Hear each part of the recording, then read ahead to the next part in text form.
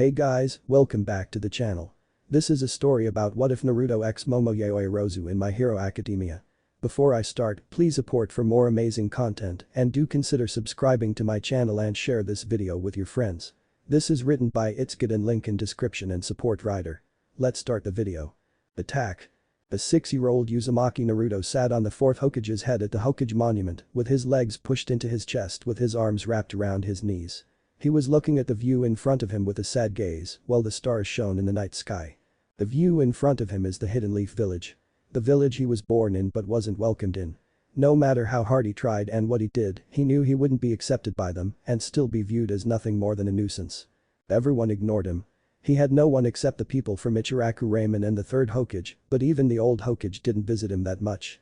He would try and gain their attention by pranking them, but they wouldn't budge and just glare at him before going back to whatever they wanted to do that day. He screamed as loud as possible that he would become Hokage, but they wouldn't even glance at him. It was absolutely disheartening for a child his age. He thought that showing his potential in the academy by studying as hard as he could and scoring a perfect score would finally gather their attention and show them that he wasn't just a demon or that kid. Still, they wouldn't even glance at him then or just continue to glare, ignore him, or give him a look of disgust. Naruto had a hunch of why they were doing this to him because he had heard whispers among the crowds he walked. It was always about the Kyuubi or the demon fox. He wasn't stupid. No, he had read about the tailed beast during his studying and speculated that the reason for his hatred had something to do with the tailed beast he had read about, but he hadn't figured out what exactly his connection was to the Kyuubi. Maybe I should ask the old man about it, he whispered to himself. He wasn't sure if the Hokage would even tell because every time he asked about his parents, the Hokage would show a sad expression on his face before it went back to his usual indifferent one. Just as he was about to stand up, he heard a noise next to him and saw red eyes staring at him in curiosity. He couldn't really see much of him. Only his figure and something black behind, but that was it. It was just that and those slitted crimson eyes. Usually, this would have been a scary sight for a child of his age, but after being glared at by almost everyone in the village with hateful eyes, he was used to it and only flinched a little. The unknown figure smirked upon seeing the reaction from the blonde kid. Humans are fickle things, aren't they? He asked as the child looked at him in confusion. Why was this person talking about humans as if was this person in front of him not human or something? What do you mean? He asked, tilting his head, not understanding why he would bring up something like that. The mysterious man did not answer his question, but instead just went on with his talk. What do you think about the village? He asked, not taking his eyes off of him. Naruto's gaze turned toward the village as his expression turned sad. I like the village because it's my home, but I am not liked, he said in an almost defeated tone, looking down on the ground with a sad look. What if I told you I could help you change your life? Naruto's head jerked up upon hearing that as he looked at the man with surprise evident on his face. You can? He asked softly. The red-eyed person smirked even though Naruto couldn't see it. Of course, I can, he said as if it was the easiest thing in the world, while Naruto's face brightened up hearing that, but. Naruto's expression wavered for a second as he gulped and asked, but what? Before that, do you not want to know why you're hated? He asked as Naruto got a bit annoyed with his behavior, but took a deep breath to calm himself.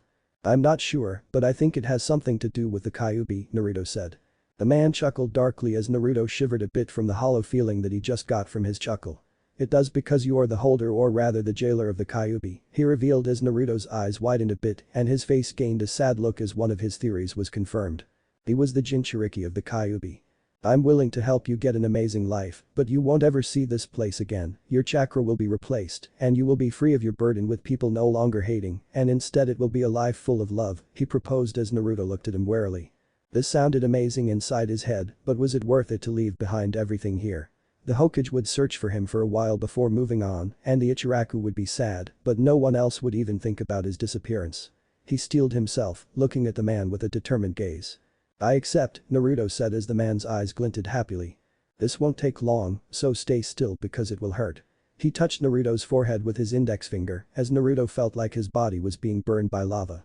He bit his lips to stop himself from screaming in pain as it felt like his entire body was being destroyed and remade. 2 souls in his body, the man thought as he smirked at the skills of the 4th Hokage.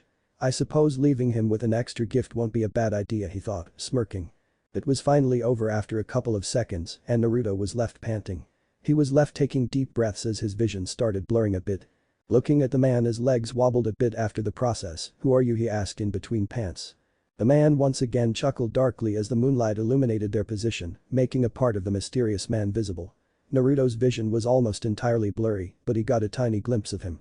Just large black wings and blonde hair before he lost his vision and heard the man whisper his name as he fell unconscious. Lucifer, the man now known as Lucifer, said as Naruto fell down and the space under him turned black, swallowing his body whole, leaving him standing alone on the Hokage monument. He turned his gaze towards the Hidden Leaf village before his form vanished in a black flash. Naruto slowly opened his eyes, looking into a white ceiling that he guessed was from a hospital. He groaned in discomfort as his body ached all over.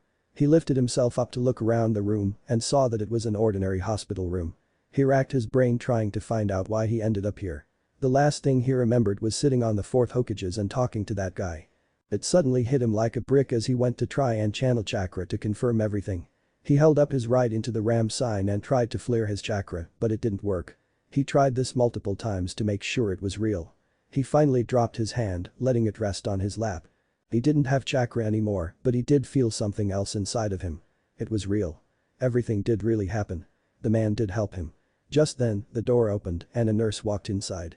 She looked a bit surprised seeing the kid being up and smiled at the cute kid in front of her. "Hello," Naruto said politely with a small smile. He didn't want to be hated like back in the village, so he tried to be as polite as he could. "Hello to you too," she replied back. "Now, I need you to lay down and let me see if everything is in order." She gently towards the child, who obliged and laid down as he let the nurse do her job. "Do you know what happened to you?" she asked, gently concerned for the kid. Naruto thought about it if he should tell these people what happened and decided just to tell them the truth and hide some facts. "I was talking to someone that I met when I was outside and we talked for a while before I suddenly felt really tired and passed out," he said as the woman looked a bit alarmed at that. "I don't remember much before that. The next thing I know, I am waking up in this bed." "Did the man do anything weird to you?" she asked in concern, hoping the man hadn't done anything terrible to the cute kid. Thankfully he shook his head. "I don't think he did." She sighed in relief. "Well, in any case, you seem to be fine now," she said, smiling at him. "You had a high fever and your body temperature was very hot when that gentleman brought you here to this hospital," she finished as Naruto looked confused at her. "Can you tell me of the person who brought me here?" the boy asked with a nervous voice, hoping that this wasn't some kind of genjutsu and that he was still in Konoha and would see the Hokage or Anbu come inside any moment. He was hoping not, because even though he didn't really know any one of the nurses in Konoha, he knew they would treat him harshly, and she hadn't. "I'm right here," said a voice, making both the nurse and Naruto turn around to see a handsome young man with messy blonde hair and gold-brown eyes, with two little black triangles just below his tear ducts. His eyes resembled that of a bird, according to Naruto. He wears a black shirt with a wavy golden pattern like a ripple in a pond, over which he has a tan jacket with a high collar, the insides and cuffs of the sleeves lined with white fur, and black gloves. Alongside that, he wore a pair of yellow headphones and a yellow-tinted visor over his eyes. But what caught Naruto's attention were the set of large bright red wings with feathers that gradually lengthened the further down they go he had. He marveled at not only the wings themselves but the color of it. He had always loved the color red along with orange. While Naruto was looking at Hawk's outfit and wings, Hawks looked at the kid in front of him with a calculating gaze. This kid, in his opinion, was an anomaly because there was absolutely no information about him. No parents, no guardian, no name, literally nothing. He had reported this, and he was very much interested in this unknown person. "Well, I'll try to keep an eye on him to see what I can figure out about him," he thought before looking at the nurse and flashing her a charming smile. "Can I talk to him in private for a while?" he asked while the nurse blushed a bit and nodded her head shyly as she walked out. Naruto stopped looking at his wings after seeing the nurse leave and looked at the man nervously, wondering what he wanted with him. Hawks walked forwards in a carefree manner as he stood in front of Naruto's bed with his hands in his pockets. "So, can you tell me your name?" Naruto's sweat dropped a bit at his carefree attitude. Naruto was hesitant, but something was telling him to trust this man in front of him, so he smiled and rubbed his head. "My name is Naruto Uzumaki," he said cheerfully. "Uzumaki?" thought Hawks in confusion and wonder while he kept the same carefree expression on his face. "I've never heard of that before." "So, what were you doing out there so late?" he asked while Naruto flinched a bit. "I don't remember," Naruto answered, frowning as he tried to say it as confusingly as possible to ensure he didn't get marked as a crazy person. It wouldn't do if he just got a new chance at a better life and then he gets mistaken for a crazy person. Hawks was silent for a bit as he looked at Naruto for a couple of seconds before sighing. "Well then, kid, do you know where your parents are?" he asked before cursing himself slightly as Naruto's face turned completely sad. Naruto looked down sadly at the reminder of him not knowing who his parents were and if they abandoned him or not. I don't know who my parents are, he said in a genuinely sad tone as Hawks nodded his head, knowing he was telling the truth by his tone. He racked his brain, trying to figure out what he should do with this kid in front of him. Naruto said, gathering Hawks' attention.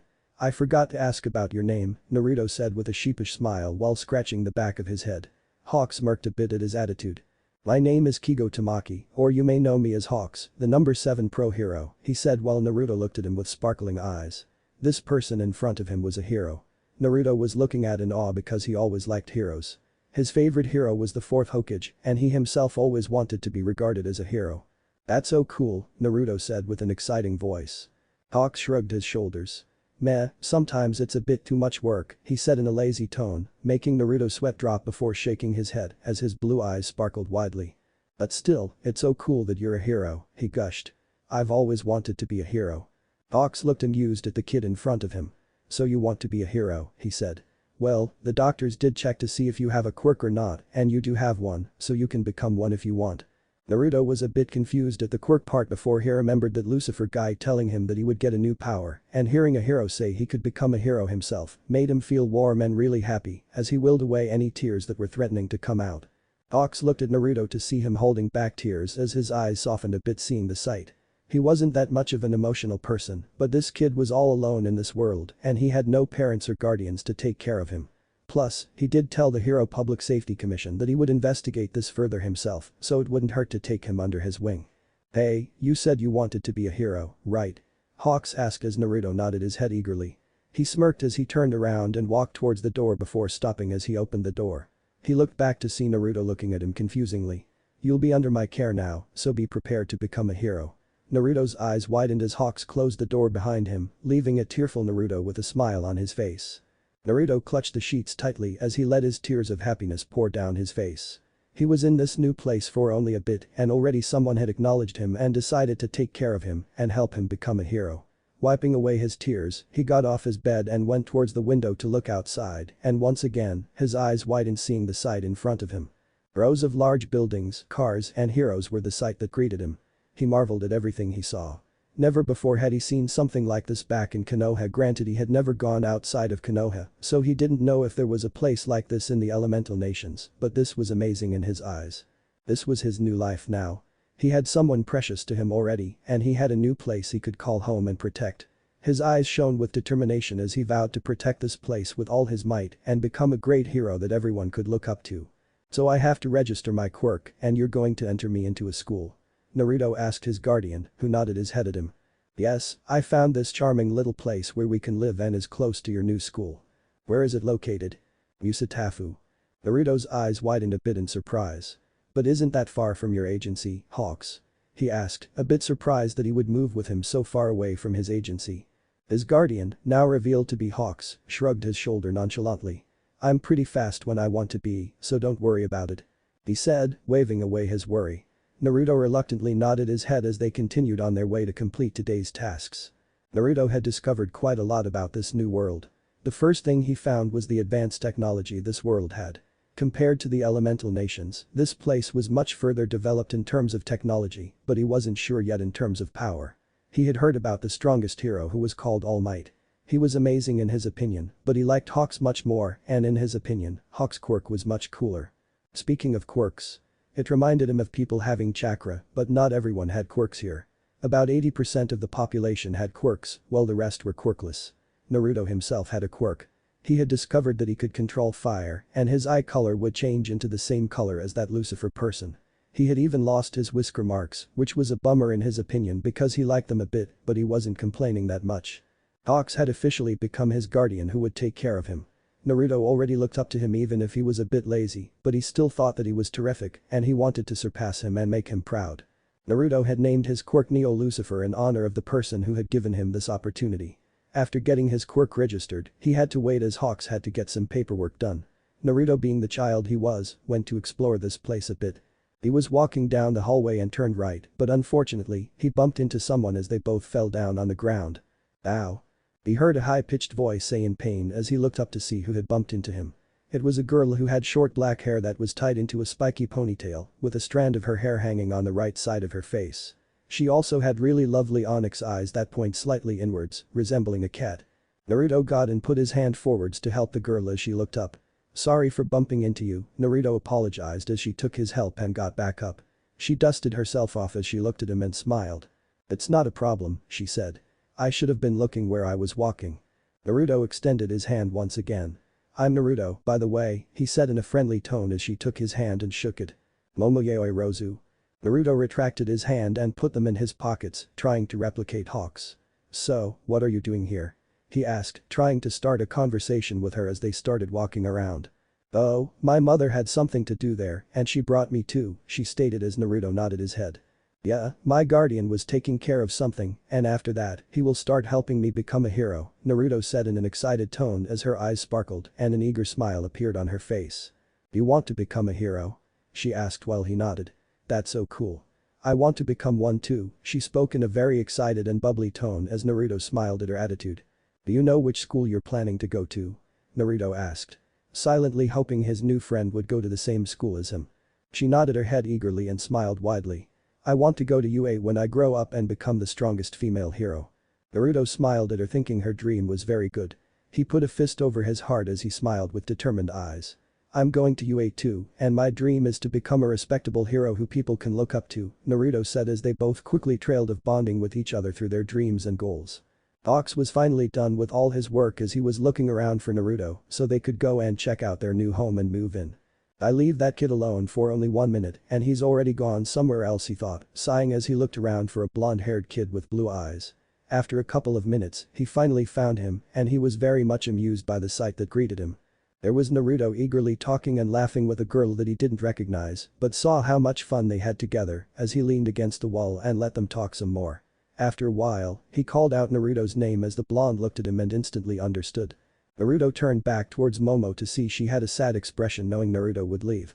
She really liked Naruto because he was so welcoming and had a really warm aura. Naruto smiled at her. "Momo, don't be sad because I know we both will see each other at UA so we can become heroes together." He cheered her up as her sad expression turned into a happy one. "You promise?" she asked in a hopeful voice. She wanted to become a hero together with him as he became someone very precious to her already, even if they had met each other not long ago. He treated her like a normal person. Unlike her other friends, who always regarded her with so much praise, most people thought she was just a rich snobby girl, but Naruto treated her like an ordinary girl, and she liked that very much. "I pinky promise," he said, sticking out his pinky as Momo grinned at him, brought out her pinky, and hooked it before Naruto ran towards Hawks. He looked back as he stood next to him and waved at her while she did the same. Hawks was more than amused at the sight of the two children as he was immensely enjoying this and knew he could use this to tease Naruto. "Got yourself a girlfriend already, huh?" He spoke with a teasing smile while Naruto looked at him with a confused expression. "Huh, what do you mean?" he asked, not understanding what Hawks was saying. Hawks almost face-faulted at his response as he looked at him, not knowing what to do before shaking his head. He's already too tense. "I already feel bad for that girl," he thought, sighing. "Nothing, let's go check out our house," he said as Naruto looked at him before shrugging his shoulders and following him. "Whoa," Naruto said as he looked with wide eyes at the sight in front of him. It was a 3-story tall modern-looking house with a small gate in front of it. The house. There was a big driveway towards the garage and in front stood a big expensive-looking car. Naruto didn't know anything about the car, but he knew it was an expensive one. Turning towards his guardian, who was looking at him amused, he deadpanned. "I thought you said it was little." He shrugged. "I like to live in a stylish place, but are you really complaining?" he asked sarcastically as Naruto shook his head. He wasn't going to complain at all. This was a massive improvement compared to his apartment in Konoha. They walked inside as Hawks used a code to open the gate and Naruto was sure to remember that code. Naruto thought the outside was very expensive looking and luxurious, but the inside was even better. He hadn't seen such a clean and expensive looking place ever in his life. Well, there were clan estates in Konoha, but compared to this, that was nothing.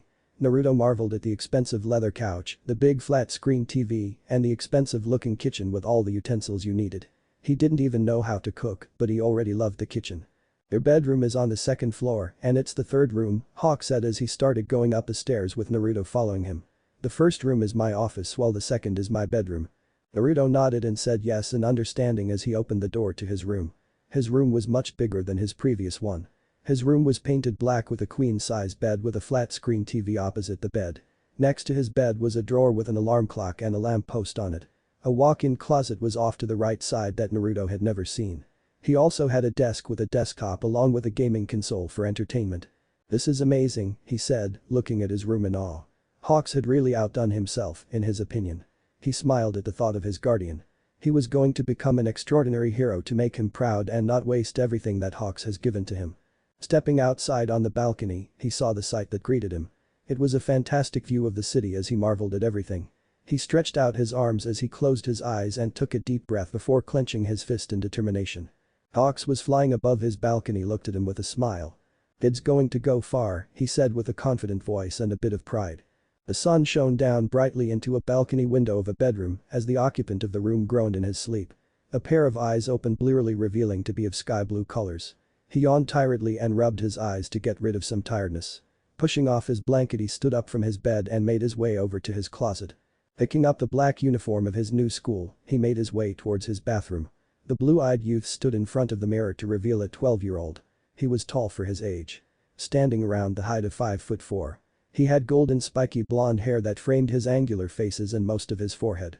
Naruto ran his hands through his hair and tried to put them down, but it would just pop back up to his usual spiky style. "I should just give up on trying to do that," he thought, pouting ever so slightly. Shaking his head, he started on his morning routine. Downstairs with Hawks, who wore casual clothes, was setting up the table for breakfast so he and his pseudo-little brother could eat before they both had to go off and start their day. Naruto had become someone very important to Hawks. He had come to see the little kid as a sort of little brother that he never had. He should be coming downstairs any minute now, he thought while putting down the plates on the table. Pulling the chair back, he decided to sit down and scroll through his phone. Not long after, he heard footsteps running down the stairs. Looking behind him, he saw a fresh-looking Naruto with his black school uniform on, making his way over towards him with a happy smile. "First day of your junior high school. Are you ready for it?" he asked the younger blonde. Naruto set down his backpack at the couch as he made his way towards the table. "Yeah," he said with a smile that faltered a second later, "although I hope it won't be the same as the last school." Hawks laughed at the small scowl that was plastered on Naruto's face. "You were laughing at me for having fangirls, and then you got your own. I don't understand them. Even if I don't pay them any attention, they still act all lovey-dovey around me." "That's right, you're still crushing on that black-haired girl," Hawk said with a smirk as Naruto's cheeks burned bright red. "What was her name again?" He put a finger on his chin in a thinking manner. "Mono or something." "It's Momo," Naruto said before looking away, "and I don't have a crush on her," he denied, hiding his flushed face as Hawks laughed at his embarrassment. Naruto glared at him, although the effect was slightly ruined because of his red cheeks. He just decided to give up on it. He looked at the perfectly set table as he was very hungry and excited for breakfast before going to school. Except there was no food anywhere apart from the drinks and milk. "Don't tell me you set up the table and was waiting for me to cook breakfast?" he asked, narrowing his eyes ever so slightly at Hawks, who got his laughter under control. "I have no idea what you're talking about," he said with a cheeky smile on his face as Naruto scowled at him. "You know you're much older than me, and you can't even cook the simplest things," Naruto pointed out. Hawks shrugged his shoulders in a non-caring manner. "Why should I when you can cook amazingly?" Naruto actually had nothing to say to that as he puffed his chest a bit in pride for his culinary skills.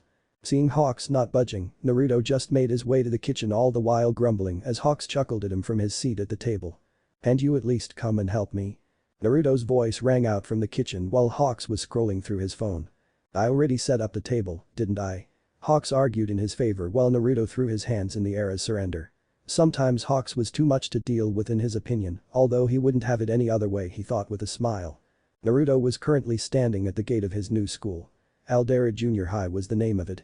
He would be here for 3 years before he would go and do the test to try and get into the best hero school there was. UA High School. Thinking about UA made him think about the girl he had promised to meet there and become heroes together. He hadn't seen Momo after that time and wished he had a phone then so he could contact her during all these 6 years. His lips unconsciously curled into a small smile thinking about Momo. As much he has always denied it when Hawks brought the point about him crushing on her. Hawks was right because he did have a crush on her. She was someone who was fun to play and talk with in his opinion. She was also the first girl his age that hadn't bullied, hated or ignored him like they did back in Konoha. He hoped these 3 years would go by fast so he could meet her again. Well, time to see if these 3 years are going to fun at least. It wasn't. Naruto's shoulders slumped slightly in his seat next to the window in his class, waiting patiently for school to end seeing as it was the last class. He groaned thinking about the previous situation. Flashback. Naruto was smiling to himself as he opened the door and entered the school building. He saw new faces everywhere and was currently happy that no one from his previous school was here. But then it happened. Many of the girls in the hall started to whispers with blushes on their faces upon seeing him. Look at him. He's so cute and handsome at the same time. I know, right, those baby blue eyes are amazing. Do you think he will date me if I asked?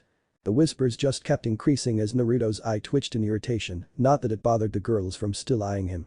Positive whispers weren't the only ones he received, granted, 90% was positive, the remaining 10% was negative, as the male figures in the hallways were scowling or glaring at him for getting the girls' attention so easily.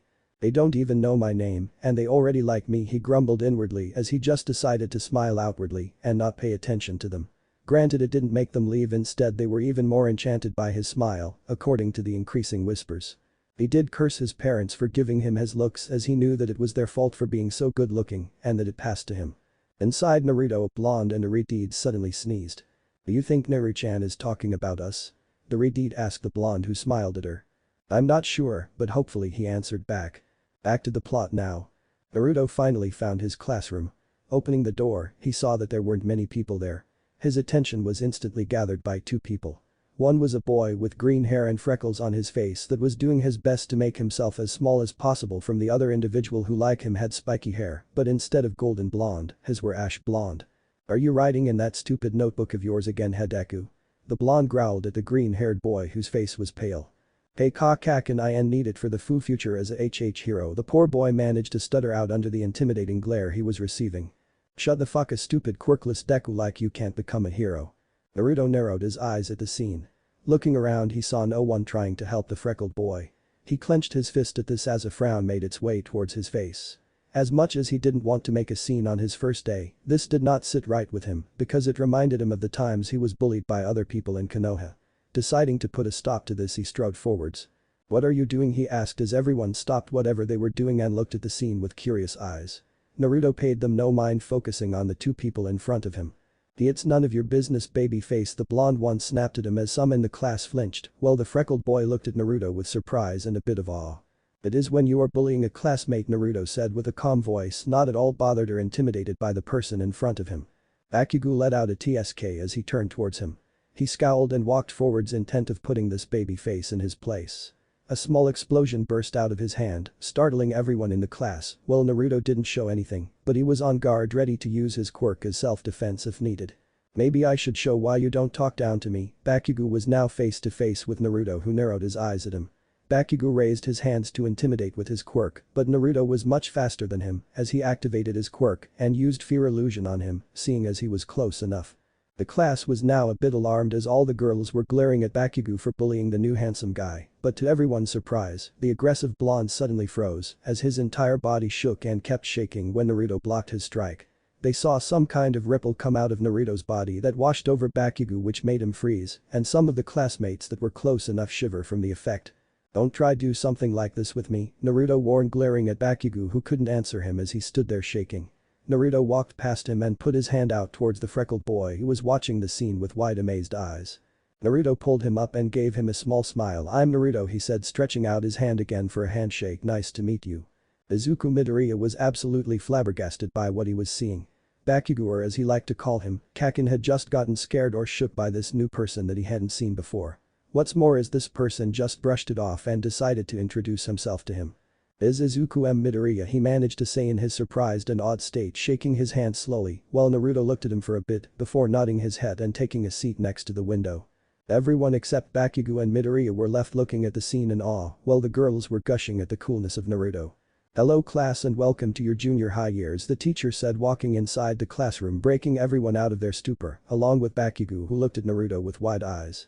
How did he just do that, he questioned inside his mind, looking at Naruto with a calculating gaze, while his body was still shaking a bit, but much less than a couple of seconds ago. He had just seen All Might slaughter everyone he knew before him with that smile that he always had. He admired All Might, and to see his favorite hero like that was absolutely horrifying. Bakugo did not understand how that baby face managed to do that, but from now on he would be wary of him.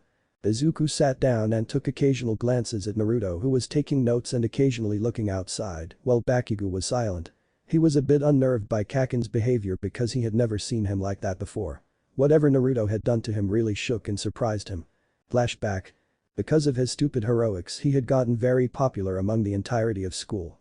Word had gotten around very fast in the school of what he had done, and now he had even more fangirls. Ugh, this wasn't how it was supposed to go.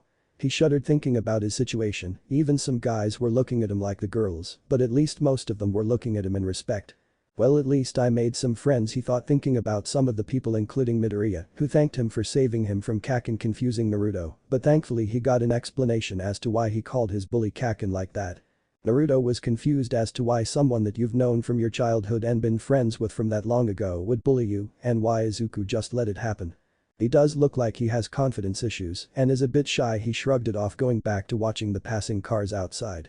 Now he just had to endure 3 years of being the idol of the school and he could finally start on preparing his hero journey. Sigh. It was going to be some very long 3 years ahead. Ahahahahaha. Damn it, stop laughing, Naruto shouted, glaring at Hawks, who was doubled over on the ground clutching his stomach, laughing too much as tears were prickling in his eyes. Hawks breathed heavily as he got his laughter under control and looked at the glaring blonde. It's your fault for helping the Izuku kid, he said, snickering. I don't regret helping him, but it made my situation even worse with fangirls, he grunted out in annoyance. You do know most guys would love to be in your position. Naruto scowled. You should know how bad fangirls are, he groaned tiredly thinking about the amount of dates he had to refuse today, but it didn't even diminish his popularity. I had to deny so many of them today, and yet they didn't get mad, instead they just swooned again. Hawks laughed at him as Naruto finally had enough and sent a small fireball at him. Hawks jumped out of the way. Are you trying to destroy the house? Then you shouldn't try and rile me up. Naruto continued to chase after him while Hawks flew away from him, all the while laughing. Naruto, now at the age of 14 years old, was making his way to school. This was going to be his third and final year of junior high. Thinking about school made him think about previous 2 years of junior high. It wasn't interesting to say the least. He was still seen as an idol and the fangirls hadn't diminished, which irked him a lot. But he had become good friends with Izuku and had some sort of rivalry with his fellow blonde Bakugo. He had come to respect Bakugo's powers upon seeing it in action. At first, he hadn't thought much of him until he saw what he was capable of. Bakugo had an amazing quirk, and not only that, but he was intelligent too if his scores were anything to go by. They weren't really friends if you ask Naruto, but they were rivals who competed against each other often. When it came to academics, then most of the time Bakugo won out.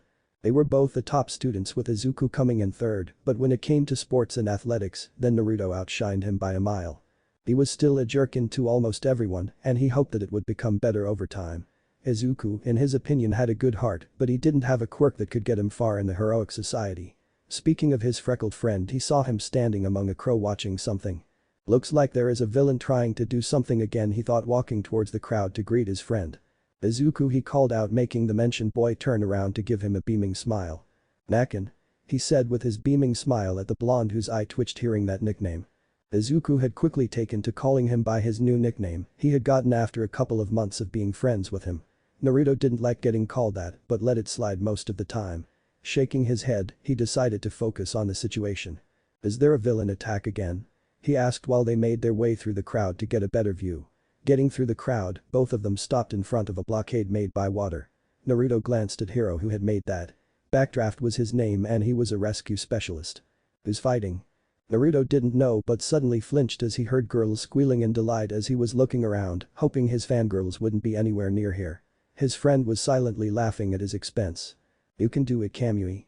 Naruto sighed in relief hearing that they were just this other hero's fangirls. Looking at the mention. He looked at the hero who was fighting the giant villain.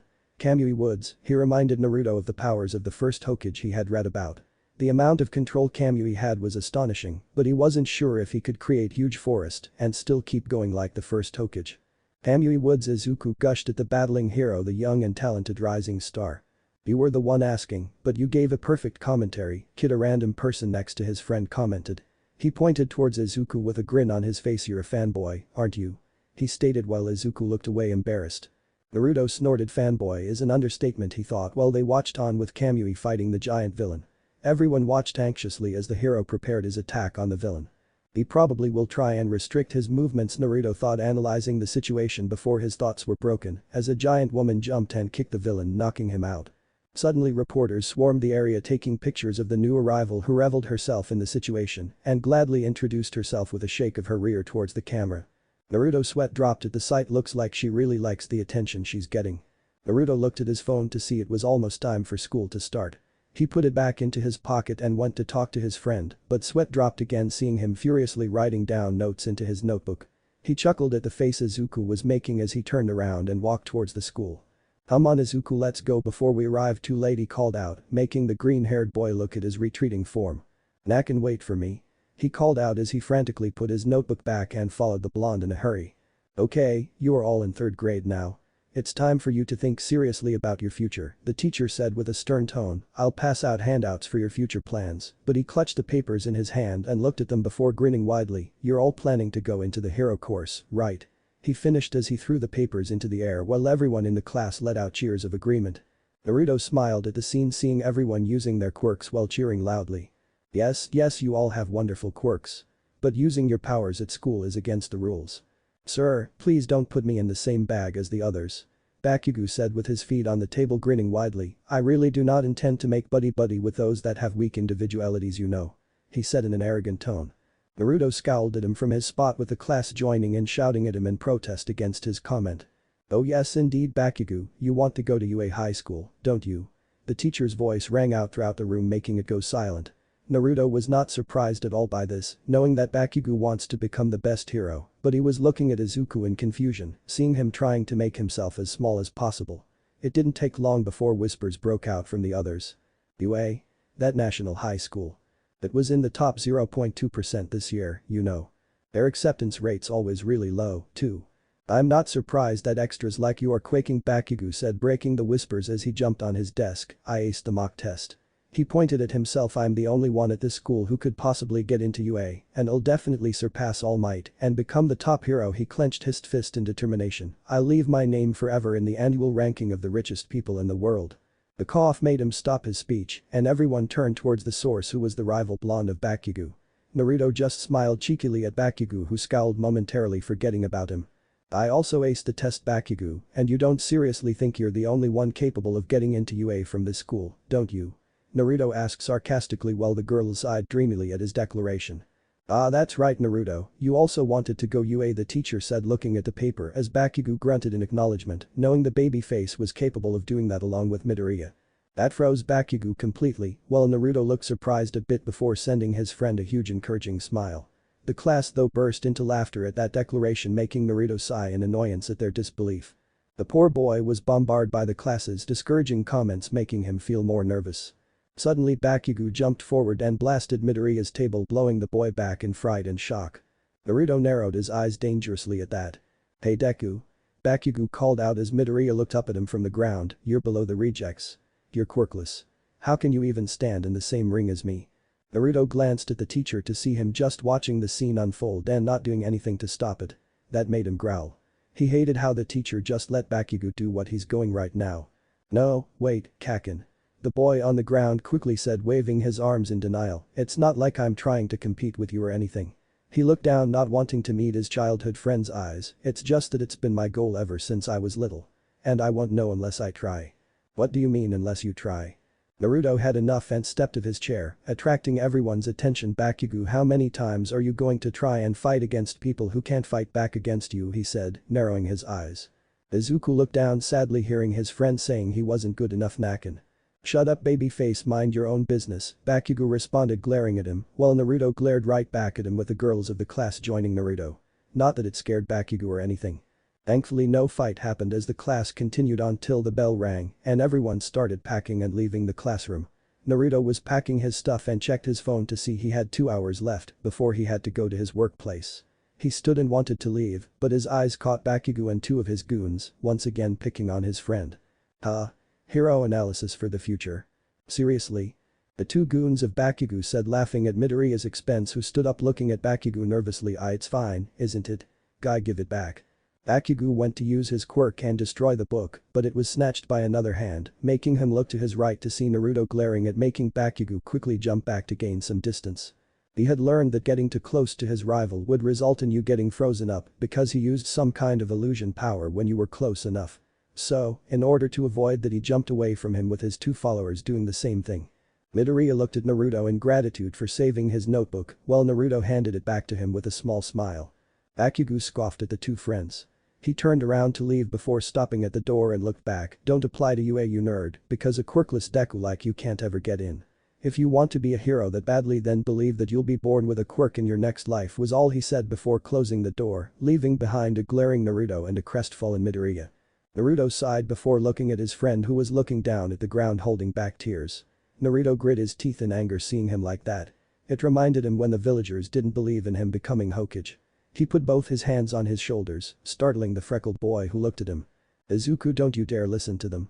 It doesn't matter what they say to you," Naruto said while his friend looked at him with teary eyes. "I don't care if you don't have a quirk or not, but I believe you can be a hero, because at the end of the day it's you who decides what to do with your life, and not anyone else.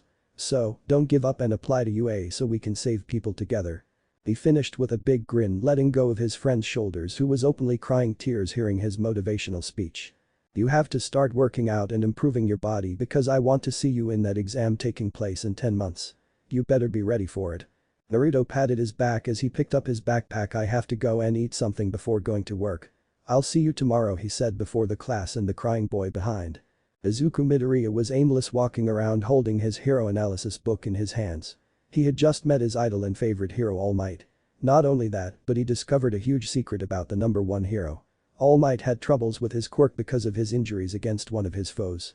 Even if it was an amazing experience for a big fan like him, it left him completely crestfallen and unsure of his life. Because his idol had told him that it wasn't possible for someone quirkless like him to become a hero and that he should give up and try a hot at another career in his life. He didn't know what to do now, even a pro hero. The number one hero said that I couldn't do it, he thought sadly before his thoughts were broken by an explosion. He walked towards the crow that was looking at the sludge-like villain who was attacking someone while some heroes were looking at the scene. Once he got a good view of what was happening, his eyes widened in shock. He overheard people talking about a junior high schooler being caught by the villain for a while. He thought in awe. He couldn't hold it for long when he was caught by that villain, knowing that All Might lost it because of him made him look at the scene with horror. He covered his mouth, which was wide open because of his shock. He hoped that All Might or another hero would arrive soon to help the captured person. He wanted to leave and get away from, but his eyes finally caught that of the victims, and he froze seeing his childhood friend looking at everyone with fear in his eyes. Suddenly Naruto's speech rang out in his mind. "I believe you can be a hero because at the end of the day it's you who decides what to do with your life and not anyone else." His body moved before he could even think as his notebook fell down, and he ran as fast as he could towards Bakugo, while everyone's eyes widened in horror, seeing another kid run towards the villain. The heroes were shouting at him in an effort to make him stop, but they were ignored by him as he continued running forward. Midoriya was clawing at the villain in an effort to free his friend, but it didn't matter at all. Naruto, who had eaten and was walking towards his home to put his stuff away and get ready for work, tilted his head, seeing another crowd once again. A villain attack again, he thought, before he saw a skinny blonde man with a white shirt clenching his abdomen. He raised an eyebrow at the man seemingly struggling at doing something before shrugging his shoulders and walking forwards to see what was happening. Of all things, he did not expect to see Midoriya trying to fight against a villain who had captured Bakugo while the heroes were watching helplessly. He was angered at that as he blasted forwards and jumped into to help his friend. The people were once again completely shocked and horrified to see another kid trying to save the two others. Naruto threw his backpack away and activated his quirk as bright red flames fired at high speeds off him at the sludge, being careful enough to not hit Bakugo. "Where did this fire come from?" the sludge villain asked as most of his body was starting to melt away from the heat and intensity of the flames. He grunted in pain when it became worse and his victim's body was almost free. "Izuku, run away now," Naruto shouted towards the surprised boy who was looking at him in shock and surprise, but the villain unfortunately chose to attack that boy at that moment, making Naruto look at the scene in horror. "Izuku," he shouted when the villain's attack made contact as smoke obscured everyone's vision. Naruto's mouth was left open from his shout while he watched in horror as his friend seemingly died, but once the view was cleared, there stood the number one hero blocking the attack while grinning at Midoriya. Naruto was almost moved to tears seeing his friend being saved as he watched on, while All Might punched the villain away, created a tornado that almost blew him away if it weren't him bringing out his wings to hold himself in place. He retracted his wings when it died down and it started to rain. Naruto ran forwards towards his fellow students who were lying on the ground. All Might was giving an interview while the heroes were scolding Midoriya for trying to save him without powers. Although Naruto argued against them, saying he did the right thing by holding out long enough for All Might to get here, making them shut up quickly. Afterwards they praised his and Bakugo's quirk and tried to convince them to join their agency in the future as sidekicks. Naruto had no interest in that as he quickly excuses himself and ran to his work. Naruto woke up very excited as today was the day he would finally participate in the test that he has been waiting for a long time now. Naruto had grown during these last 10 months. He was now 5'10", while his face had lost some of its baby fat, with his jaw now more chiseled.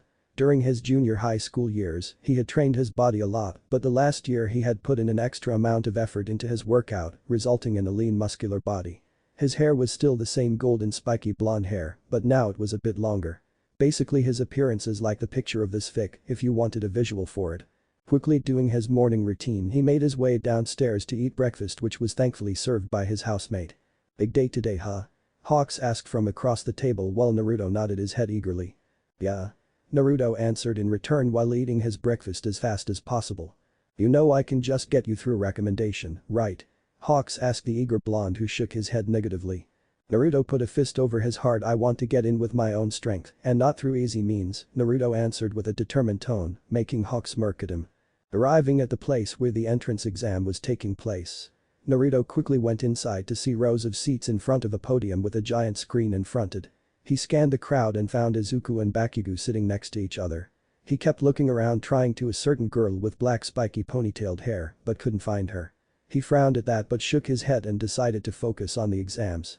He found an empty seat and paid attention as another hero who was called Present Mick making his way towards the stand on the podium. "For all you examinee listeners turning in, welcome to my show today." He spread his arms out widely in a welcoming manner and shouted out, "Everybody say hey." He turned his head and put his hand on his ear expectantly towards the crow and was met total silence. Naruto palmed his face at the total lack of response, while Present Mick slumped a bit. "What a refined response," he grumbled before making a pose. "Then I'll quickly present to you the rundown on the practical exam." Naruto sat a bit taller in attention hearing that. "Are you ready?" "Yeah." He was once again met with silence before Naruto heard Izuku going into his fanboy mode, seeing a hero annoying Bakugo next to him. Naruto sighed at that, but thankfully Present Mick decided to start with the explanation. "As it says in the application requirements, you listeners will be conducting 10-minute mock urban battles after this." Naruto nodded his head to this. He had read about this. "You can bring whatever you want with you. After the presentation, you'll head to the specified battle center, okay?" Behind Present Mick the screen showed the letters A to G as multiple battlegrounds. Naruto looked down to see which battleground he was in and saw the letter C on his card. He glanced at the others from his school and thought about where they would be. "I'm sure they wouldn't let people from the same school go to the same battleground," Naruto thought, knowing that people would work together then, so he knew that Bakugo and Midoriya would not be in the same place as him. 3 different types of foe villains are stationed in each battle center, Present Mick continued, as 3 types of robots appeared on the screen, with specified points above them. You earn points for each of them based on their level of difficulty. Your goal, dear listeners, is to use your quirks to earn points by immobilizing the foe villains. The pro hero pointed at them, of course. Attacking other examinees and any other unheroic actions are prohibited. Naruto's head automatically snapped towards Bakugo, who for some reason felt like once again insulting that stupid baby face. A student with glasses stood and raised his hand. "May I ask a question?" he asked a pro hero who gave the go-ahead to do so. The student pointed towards the paper in his hands on the printout. "There are 4 types of villains." His face and tone were stern as he continued, "If that is a misprint, then UA, the most prominent school in Japan, should be ashamed of that foolish mistakes." Naruto quietly groaned in annoyance at his comment. He already knew this guy would act like a student who tries too hard and is too stiff. The student with glasses continued as he placed a hand over his chest. "We examinees are here in this place because we wish to be molded into exemplary heroes." He suddenly turned around and pointed towards Izuku. "In addition, you over there with the curly hair." The mentioned boy nervously pointed towards himself. "You've been muttering this whole time. It's distracting. If you're here on a pleasure trip, then you should leave immediately." Poor Izuku just covered his mouth and mumbled his apologies. Naruto wanted to defend his friend, but Present Mick decided to intervene before he could. Okay, examinee number 7111," Present Mick said, trying to calm down the snickering crowd. "Thanks for the great message," he said, giving a thumbs up before the final robot appeared on the screen. "The 4th type of villain is worth 0 points." Naruto raised an eyebrow at that. A villain worth 0 points. Why would they even put something like that into the test? He decided to let it go and listen further, so maybe it could be explained. "That guy's an obstacle, so to speak. There's one in every battle center, an obstacle that will go crazy in narrow spaces. It's not impossible to defeat, but there's no reason to defeat it either." He put his hand out towards the crow. "I recommend that you listeners try to avoid it." Naruto narrowed his eyes at that. A villain who should be avoided. A hero running away at the face of danger. What kind of hero does that? If the hero ran away, then what would happen to the people that were close by and couldn't get away? There is more to this than what they are saying, he thought, trying to find out the real deal about the 0 points villain. Naruto stood in front of the group of examinees behind him. There was a large door in front of him which would be opened at any moment now, and the exam would start. Naruto took a deep breath to calm down his nerves. I'm going to just destroy any villain that comes near me, no biggie, he thought, taking deep breaths. Okay, start. President Mick shouted out as everyone suddenly blinked, not prepared at the sudden start. What's wrong? There are no countdowns in real fights. Run, run. The die has been cast, you know. Naruto didn't need to be told twice as he jumped forwards, running inside the battleground, fully intent on becoming first and acing the exam. He heard all the shouts behind him and looked back, seeing them running as fast they could. Naruto turned back forwards, running in the empty city searching for the villain robots. He was ahead of the group behind him as he had recovered much faster than the others. He did not have to wait long when he saw a 2-point robot in an alley coming towards him. He smirked in anticipation. He lunged forwards and punched the robot with his hand lit ablaze, using his Quirk ability. It shattered the robot like it was nothing. That's 2 points, he thought, dashing away once again to find more robots. After that, it didn't long for Naruto to rack up points as the robots were not durable and you could easily take them out even with physical strength alone. Naruto's thoughts then turned back towards the villain they were supposed to avoid. It boggled his mind that a hero would run away from a villain. He had yet to see any of those giant ones, and they had said that there was one each in every battle center, and theirs hadn't shown up yet. His thoughts were broken when he saw an orange-haired girl taking care of a 1-point robot with a giant hand, but she didn't see that there was another one behind the girl about to attack her. Naruto moved before he could think, and he was there as fast as he could get there. Just as the robot was about to make contact, Naruto picked her up and dashed away from the villain with a big jump, using his enhanced athleticism. Itsuka had just destroyed a villain, but before she could do anything she was suddenly snatched by another contestant. She was a bit startled at the sudden action and looked up to see who it was, and she felt like she recognized the person from somewhere. He had golden blonde spiky hair that was blowing cause of their jump. She looked back and saw where she previously stood and saw a 1-point villain in her place. She looked towards the blonde with a grateful look for saving her. Naruto gently dropped the girl back to her feet. Be careful next time, he said with a smile before he ran towards the villain and easily destroyed the villain with his fire. Hey, wait. Itsuka's shout fell on deaf ears as Naruto was already out of her way and gunning towards more villains. She looked a bit miffed at that. She wanted to thank that guy for saving her when almost everyone was focusing on getting points, but before she could do that, he was gone already. She shook her head and decided to focus on the exam. She could thank him another time knowing he would pass. He looked strong if his quirk was anything to judge by. The teachers, except for President Mick, alongside the principal of UA, were watching all the battles take place in a separate room. They were all looking at the prospects fighting and racking up points. They were all happy seeing some of the contestants saving the others from villains. Looks like there are lots of great upcoming hero prospects, a teacher said with a smile, looking at a boy with glasses who rather easily shattered a robot with a kick. Indeed, another teacher said with a nod, although some of the are a bit too aggressive, he commented with a sweat drop, making them look at Bakugo, who was cackling madly standing among destroyed robots in the streets. They shook their heads seeing the sight. Looks like someone needed to tone it down a bit, but their attention was caught by the gorgeous woman in the room who giggled upon seeing another blonde student taking care of the villains as easily as the other two. Not only is he very heroic, strong but also handsome, she said with a mildly sultry voice as she licked her lips in anticipation. Though they were impressed by the contestant, they deadpanned at her seeing her ogle a 15-year-old student, but she merely ignored them in favor of watching the person who had caught her attention. She wondered if it would be possible to get him as a sidekick for her agency. It shouldn't be too surprising, after all he was trained by Hawks. Someone trained personally by a hero that big. Hawks, huh? That's interesting. All Might, who was currently in his skinny form, was looking at Midoriya, who was pacing around frantically in Battle Center B, trying to find a villain so he could score some points. He was not showing any signs of concerns on the outside, but he did panic a bit on the inside. But he had full faith in his successor to pass the entrance exam. He did glance over in mild interest seeing Naruto. It didn't surprise him to see the kid doing a very good job in this exam, as he was trained by the number 3 hero. But no, that's not why he was interested in him. It was because he was among the heroes when Hawks had announced the information about him. He had forgotten about him after that meeting, but seeing him now again had piqued his interest again. He would look forward to meeting the boy who was found with no information at all 9 years ago. I have 60 points, and there is only 1 minute left, Naruto thought, running in the streets that were littered with destroyed robots and contestants who were tired after using their powers. Naruto knew he would pass when had hit 50 points. This exam surely had rescue points as well alongside villain points. It made sense, after it all it was the hero course they were competing for. The written exam portion wouldn't be a problem for Naruto. Naruto hated written exams because no matter what he did and no matter how good his score was, the academy teachers in Konoha wouldn't care, but in here it was different. The teachers praised him along with students, and that made it all the studying he had done worth it.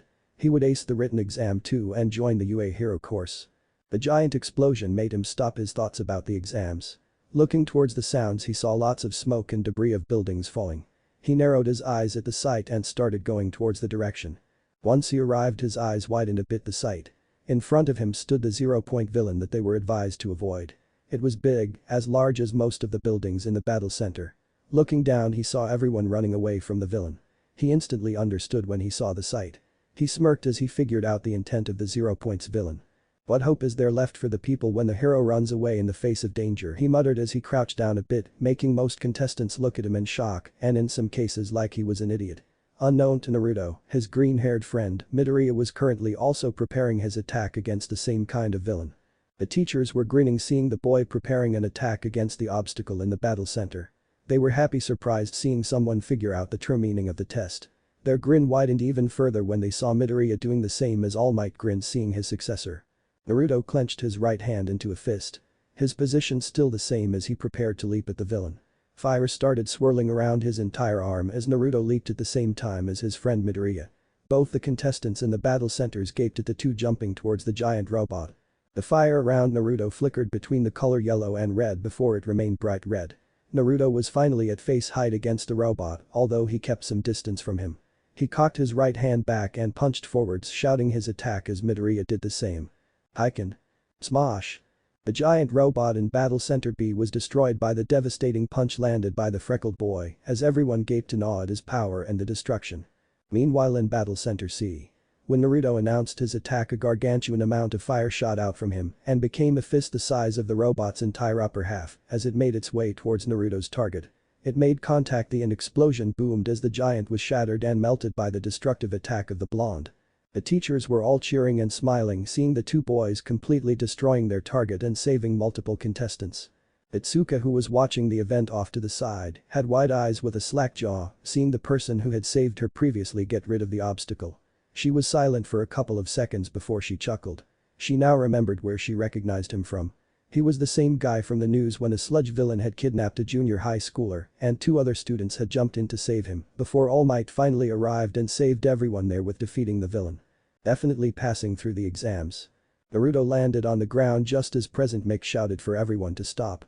He smiled to himself, very satisfied with his work and knowing he had passed with flying colors. Now he just needed to do the written portion and it was done. They were called to go and finally do the written exam. Naruto followed the others towards the room and quietly sat down and filled in the paper as much as he could. After some time, he was done and was free to go. It wasn't that hard to be honest, he thought, thinking about the entirety of the entrance exam. He was sure he would get through. With the exam done, Naruto went back to get some rest because it was one hell of a day in his opinion. He paused for a second. Maybe I should visit Izuku during the week to see how he's doing and ask how the exam went, he told himself. He nodded his head and told himself that visiting his friend would be the first thing on his list tomorrow morning. Izuku Midoriya was pacing around his room. He was a nervous wreck ever since the entrance exam of UA. He hadn't been able to contact All Might, but that didn't stop him from continuing his exercises. It became second nature to him by now to work out. I know I passed the written exam, but I got 0 points on the practical, he muttered in a nervous tone. His entire body was almost shaking out of nervousness. Izuku. His mother's shout snapped him out of his state and his shoulders slumped. No use fretting about it now. I should just wait till the letter comes home, he thought before he addressed his mother's call. He got out of his room and saw his mother talking to his friend, Naruto, at the door. Your friend Naruto is here to see you, Inko said towards her son. She smiled at the blonde boy. In her opinion, he was an amazing boy who was great for her son because he supported her son when others didn't. Even she didn't believe her son could become a hero, but this boy still encouraged him. Nakin? Izuku asked, a bit surprised at the sudden visit. Sup Izuku, you got any free time? Naruto asked his friend. Yes, you want to go train again? He asked the blonde, who nodded with a grin. Yep, we're going to spar once again, Naruto said with a grin that unnerved the green-haired boy. He had trained with Naruto sometimes during these last 10 months. Usually he was joined during his run, but sometimes both of them would spar and he would always be sore afterwards. But it was still good for him since fighting against him taught him a lot while also improving the control over his quirk. So, he told him to wait so he can get dressed and ran back towards his room, leaving Naruto waiting at the door with a curious expression. Why was he looking so nervous, the blonde thought inquisitively. Could it be about the exam? His thoughts came to an end when Midoriya came back running with a tracksuit on. They both decided to start off their workout by doing a run. "So how did the exam go for you?" Naruto asked. He was dressed in gray sportswear. His companion faltered a bit by the question, making Naruto confirm his theory. He faltered for a second, trying to find the right words. "I passed the written portion, but I got 0 points on the practical one." His tone was full of sadness. "What?" Izuku nodded his head as they were still running. "I was a nervous wreck and couldn't find any robots till the end, where I found the 0-point villain." Naruto perked up at that. There was a girl stuck and she couldn't get away, so I destroyed it, completely saving the girl, but there was no time left for me to get points. Naruto was surprised to say the least. "You actually destroyed the 0-point robot too?" he asked, still not believing it. "Yes, wait, too." He looked to see his friend smirking at him. "You destroyed it too in your battle center?" Naruto puffed his chest in pride of himself. "Yeah, I did," he chuckled, "and here I thought I was the only one who had discovered the true meaning of that test." That comment got Izuku to completely stop and look at Naruto with shock. "What do you mean, true meaning?" the freckled boy asked his friend, who came back running to him. "I just did that because to save that girl." Naruto raised an eyebrow at his shock. "You mean you passed that test without even knowing that it was a test?" he said before chuckling. "I shouldn't be too surprised by that." He put a hand on the shaking boy's shoulders, calming him down. He grinned. "Izuku, let me ask you something. How can a hero course not accept someone who is willing to throw away everything in order to save someone in danger?" he said as the gears in Midoriya's head started clicking and his eyes widened to epic proportions once he figured it out. "That means there is a good chance I will be accepted," he exclaimed in happiness. Naruto nodded, taking his hands off his shoulders as Izuku was beaming. Naruto suddenly froze, remembering something. "Wait, Izuku," he said, stopping the happy boy from his victory dance. "You said you destroyed that robot, but how? That thing was as big as most of the buildings there." Naruto asked with a frown and completely duped as to how his friend managed to do that. How did he even overlook that fact? Midoriya froze at his question. Cursing himself for the slip. What do I do? Should I tell him the truth or say something else? He was very good friends with Naruto and he didn't want to lie to him, but he also didn't want to tell him the truth right now. So, he decided to tell him a lie. "I actually managed to unlock my quirk before the exam and was training to get used to it," Hen luckily answered without stuttering, as Naruto looked absolutely shocked by that. "So that's why he sometimes was so tired at school." Naruto thought, a bit betrayed that something like this wasn't told to him by his friend, but his happiness for him overrode that. "The quirk? Really?" he asked, getting a nod of confirmation. "Wow. Come on, you have to show me." "We have to spar," Naruto said excitedly, getting a look of horror from Izuku. Naruto was absolutely crazy when it came to sparring. During training he was one hell of a sadistic bastard and his stamina didn't really help against that. Izuku gulped as Naruto dragged him to a secluded spot where they could spar. All the while Midoriya just screamed in terror. Screaming for help, but no one said anything. Inko suddenly paused in her house, feeling as if she had betrayed her son, before shrugging and going on with her day, not knowing anything about her son being abused in a spar. The past week had gone by pretty fast for Naruto. He had kept up with his training and sparred against Izuku. Speaking about his friend, he still wondered how he suddenly got his quirk. Why didn't it activate much earlier? Why now of all times? The timing was impeccable if he honest, and he was sure there was much more to it than Izuku let on, but right now he didn't know what. He had gotten the letter from the Number Hero school. A teacher at the school popped out of the letter in a hologram and had told him that he passed because of 60 villain points, along with 40 points he had gotten for the true test.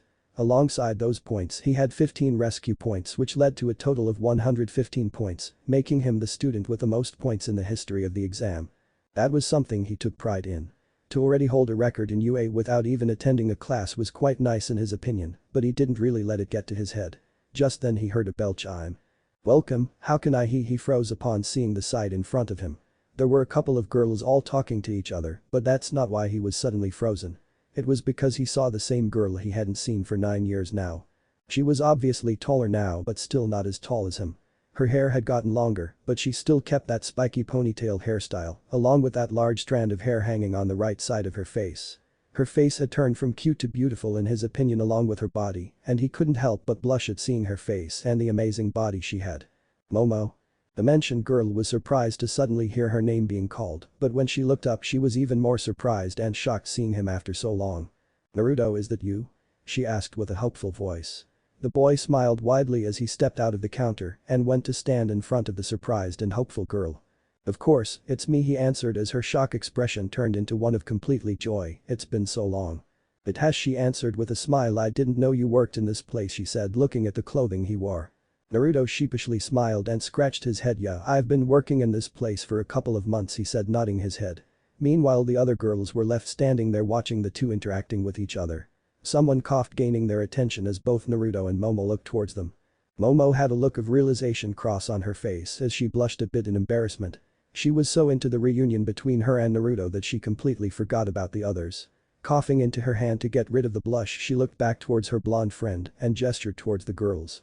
"Naruto, these are my friends from my school." She looked back towards the girls. "This my," she paused for a second before continuing, "my friend from my childhood, Naruto." "Hi girls," he said, flashing them a smile with a wave. As Momo said, "My name is Naruto." He introduced himself with a small bow of his head. "Oh, and sorry not for addressing you sooner," he apologized, scratching his head. "It's just that I hadn't seen Momo in a long time, so it was a bit of surprise seeing her here," he explained, while Momo nodded her with a sheepish expression on her face. The girls giggled at him, seeing how handsome and humble he was. "It's no problem at all." They waved it off as Naruto smiled wider. "Now what can I get you girls?" he asked, leading them towards a table as he took their orders. All throughout the rest of the time he continued with his work and occasionally took a glance at Momo's table, seeing some of the girls and Momo doing the same thing as him. "I've got to ask her phone number this time, and also if we could catch up after I'm done with work," he thought, continuing on his work. He sighed, glancing at the clock, seeing that there was still 1 hour left in his shift. Thankfully, his attention was soon gathered by his crush, who was now standing in front of the counter looking at him. "Oh Momo, did you need anything?" he asked her. "Yeah, we were waving at you to come over, but you didn't answer, so I just came here instead." "Oh, sorry about that," he quickly apologized to her. She merely smiled at him. "It's no problem, actually this gives me a chance to ask you if you wanted to catch up after your work," she asked, while Naruto looked surprised for a bit before nodding his head. "That's fine with me, actually I wanted to ask you something too," he said, pulling up his phone from his pocket, getting a curious look from his crush. "I had wanted to contact you during the years, but I didn't have any way to do it, so can I get your phone number?" he asked with a small blush on his face. Momo blinked at that before smiling and gave Naruto her phone number, with him doing the same. "Still can't believe it's been 9 years since our promise," the girl said, putting away her phone as the blonde boy nodded his head. "Speaking of the promise," he said with a grin, "I got accepted into UA. What about you?" he asked. Curiosity and hopefulness in his tone. "Me too," she said eagerly. "Which class did you get into?" she asked, hoping they were in the same class together. "Class 1. And you?" "No way." "Me too." She beamed in joy. "Yes," both shouted inside their minds, with a chibi version of them dancing in joy and victory. "Momo, are you done already?" one of her friends shouted towards her, stopping them both from their conversation. Momo looked back towards her friends. "Almost," she said back before turning towards the laughing blonde. "I guess we can continue this after I'm done then." She smiled. "I'd like that." She turned around, walking towards her table. "Wait." She stopped and turned around upon hearing Naruto call towards her. She rose and eyebrowed him. "You forgot about your order," he reminded her as she made an O expression and laughed a bit at her forgetfulness when talking to the blonde as Naruto chuckled along with her. After placing down her order and her friends, she went back to her table. Sitting down, she saw everyone looking at her expectantly, making her arch a brow. "What?" "Oh, what us one said, what took you so long?" she asked. "Oh, we were just exchanging numbers and I asked if he wanted to catch up after all these years," Momo explained, getting giggles from her friends. "You have to tell us how to, Matt, because I haven't seen you act like that towards other boys," a brown-haired girl asked. "Yeah, come on, spill it," another girl chimed in as the others pressured her on. Momo sighed at their eagerness and started her explanation. "We met when we were 6 years old and both of us got along really well with each other. Back then I didn't have a phone and he didn't either, but we also didn't know where each of us lived, so we couldn't contact each other, but we did make a promise to each other." She smiled at the thought of her promise with Naruto. "A promise?" Momo nodded her head, still smiling. "We promised to meet each other back at UA and become heroes together." "Oh, that is so cute," the brown-haired girl gushed at her. "Romantic too," another one said, getting the black-haired girl to gain a blush on her cheeks. "It's nothing like that. Just an innocent promise between two friends," Momo reassured them, but they merely ignored her while they were giggling, getting a miffed look on Momo's face. At the counter, Naruto was looking at their table in confusion, hearing constant giggles. It didn't help that when they looked between him and Momo, their giggles would increase and become louder. He shrugged it off as a girl's thing and went back to his work and checking the clock and hoped that his shift would end faster. Finally, after the 1 hour was done, Naruto went back into the locker room of the employees and changed back into his clothes that consisted of a simple white shirt with a jacket on top of it, black jeans and sneakers to top it off. Getting out of the locker room, slung his bag over his shoulders and walked towards Momo and saw that she was alone and her friends were gone. "Hey Momo," he greeted her with a smile. "The girls are gone already?" he asked her as she smiled at him. She nodded. They still had some homework to do, so they went ahead. Naruto nodded at her as they made their way towards the exit. "Oh, by the way, why were they giggling and looking at me so much?" Naruto asked her curiously.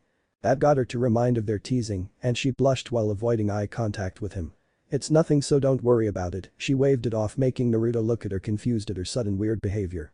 "Alright then, let's go. I know just the place we can hang out," he said, exiting his workplace along with her as they walked towards their destination and talked about their quirks, school and their past years. They were so engrossed with their talks that they didn't even notice the sun going down and the streetlights coming to life. Momo's phone suddenly buzzed, interrupting their conversation as she checked to see a message from her mother. She saw the time and was a bit surprised that they were talking for so long. She texted her mother back, saying she's on her way, and put her phone away to look at her friend. "I've got to go, Naruto," she said with an apologetic look. "We should do this again sometime," she said as Naruto smiled and eagerly replied. "Of course, I'd like that a lot," he said. "I'll see you at school and at class." Then next time she nodded in agreement, seeing as it wasn't much longer now till UA classes started. They said their goodbyes to each other and went their own ways with large grins on their faces. Both of them were very happy about not only their reunion, but also knowing they would both be in the same class for the next 3 years. "Calm down, geez, how can you have this much energy in the morning?" Kigo Tamaki, or otherwise known as Hawks, groaned in tiredness, while the blonde in front of him at the table was eagerly chowing down his food. "I'm just really excited," he answered with a very happy tone. "It's the first day of my 3 years at UA. The school I've been wanting to get into for years." He looked at him with wide, happy and sparkling eyes. Hawks chuckled amusedly at him. Yes, you get to go play and prepare yourself for becoming a hero with those kiddies and your girlfriend." He smirked, seeing Naruto's face turn red from his teasing. "She's not my girlfriend," he shouted, denying the claim while glaring at him. "Oh yeah?" he said with the boy nodding.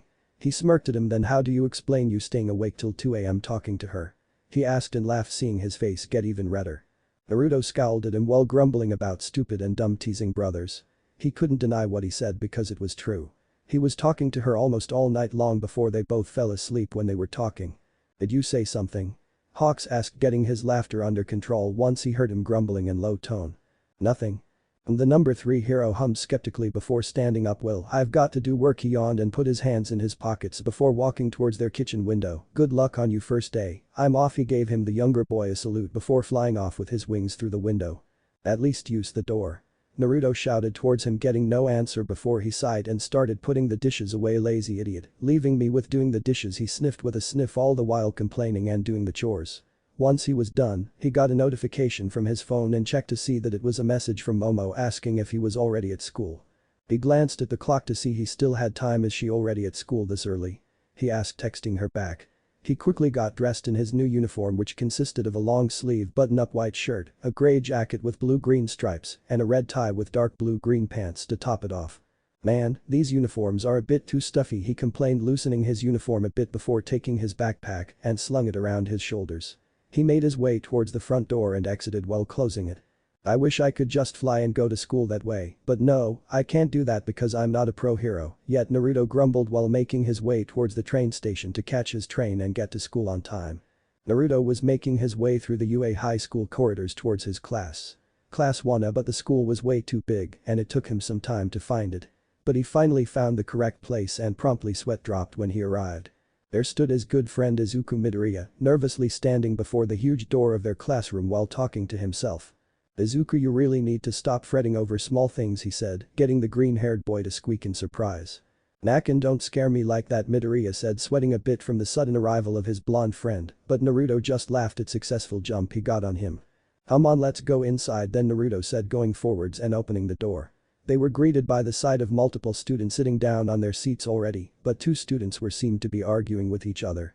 "Of course, it's Bakugo who's already causing problems," he said with a sigh, while at the same time garnering everyone's attention, including Bakugo and the boy who he was arguing with. He recognized him as the guy who had asked a question during the entrance test. He came walking towards them. "Good morning," he greeted them as Izuku started sweating nervously. "I am from Same Private Academy."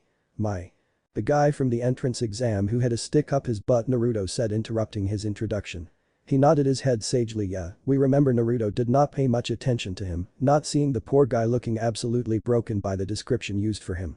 The class was holding back laughter from that before Momo giggled a bit and looked towards Naruto. "Naruto, over here," she called out to him, getting him to look in her direction, and he instantly beamed seeing her while making his way towards her, ignoring everything in his path. "Momo." He greeted her with a huge smile. "I'm sorry for not coming here earlier," he said sheepishly with an apologetic smile.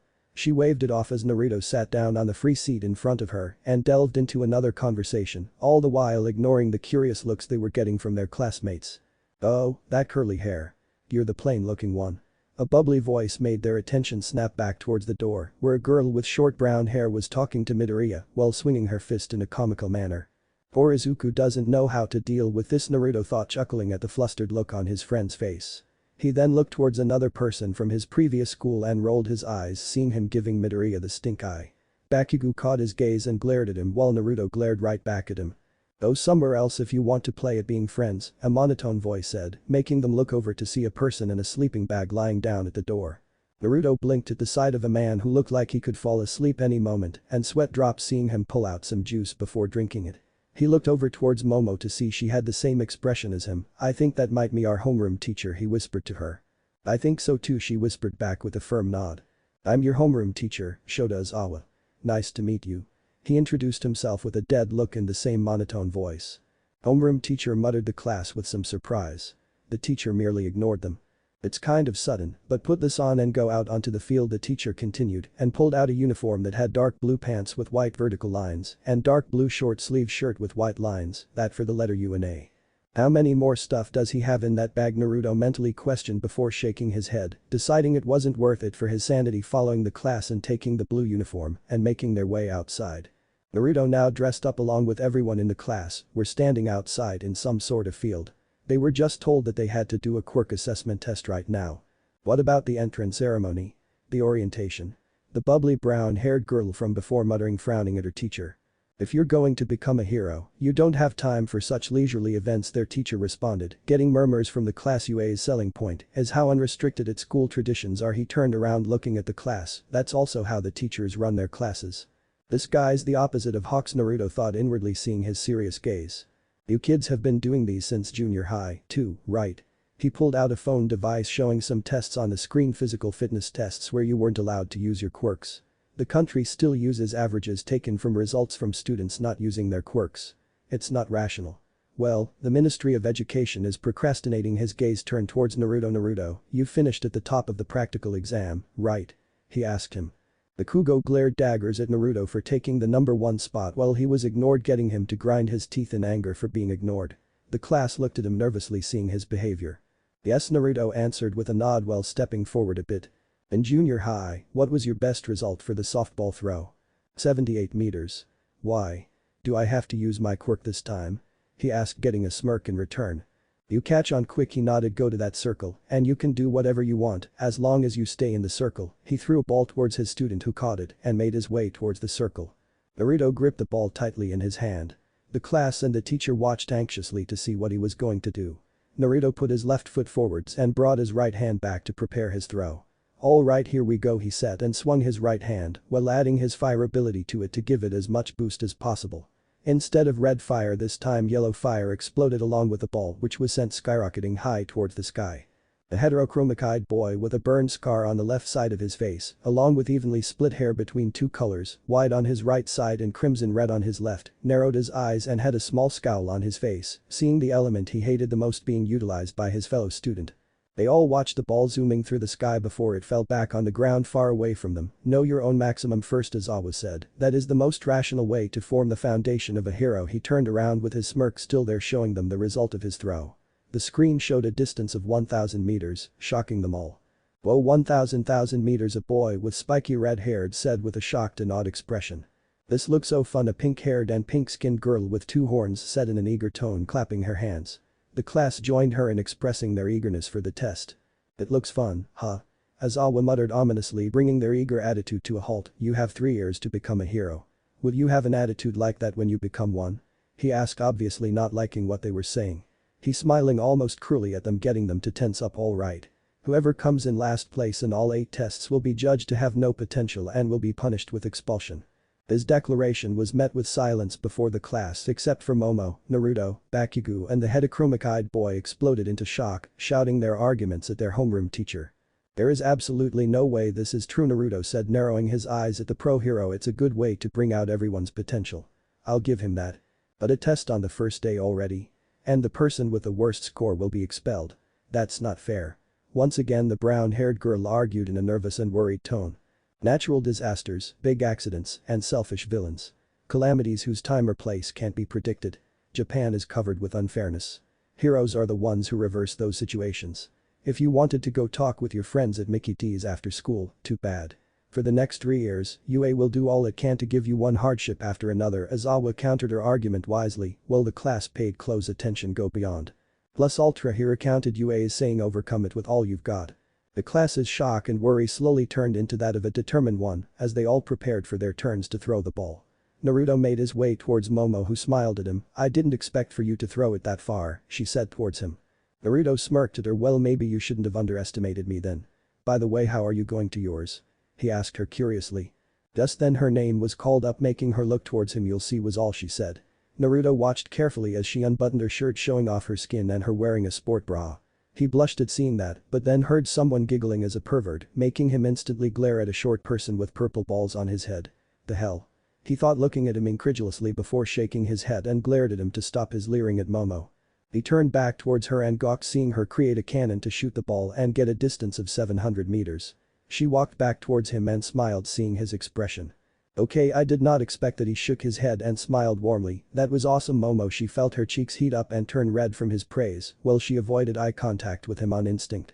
Thank you, Naruto, she said towards her friend, who continued smiling while the short boy from before starting cursing him. Meanwhile the girls were giggling to themselves, seeing the interaction between the two oblivious friends. They continued watching as Bakugo got 705.2 meters on his throw. Naruto sent him a smug grin for being able to best him in this test, while his fellow blonde growled at him. He doesn't seem to really like you, Momo commented, seeing Bakugo glaring at Naruto. Naruto sighed. He's always been like this. We both compete with each other, and he's mad that I got number 1 on the entrance exam and scored higher in this test. She nodded in understanding, while they went back to watching the others do their test. Naruto chuckled, seeing the brown-haired girl, who was named Ichako Uraraka, got infinite on hers, thanks to her quick. They finally got to the last one, which was Izuku, who nervously made his way towards the circle. Come on Izuku, show everyone what you're capable of, he mentally said, seeing him prepare to throw the ball.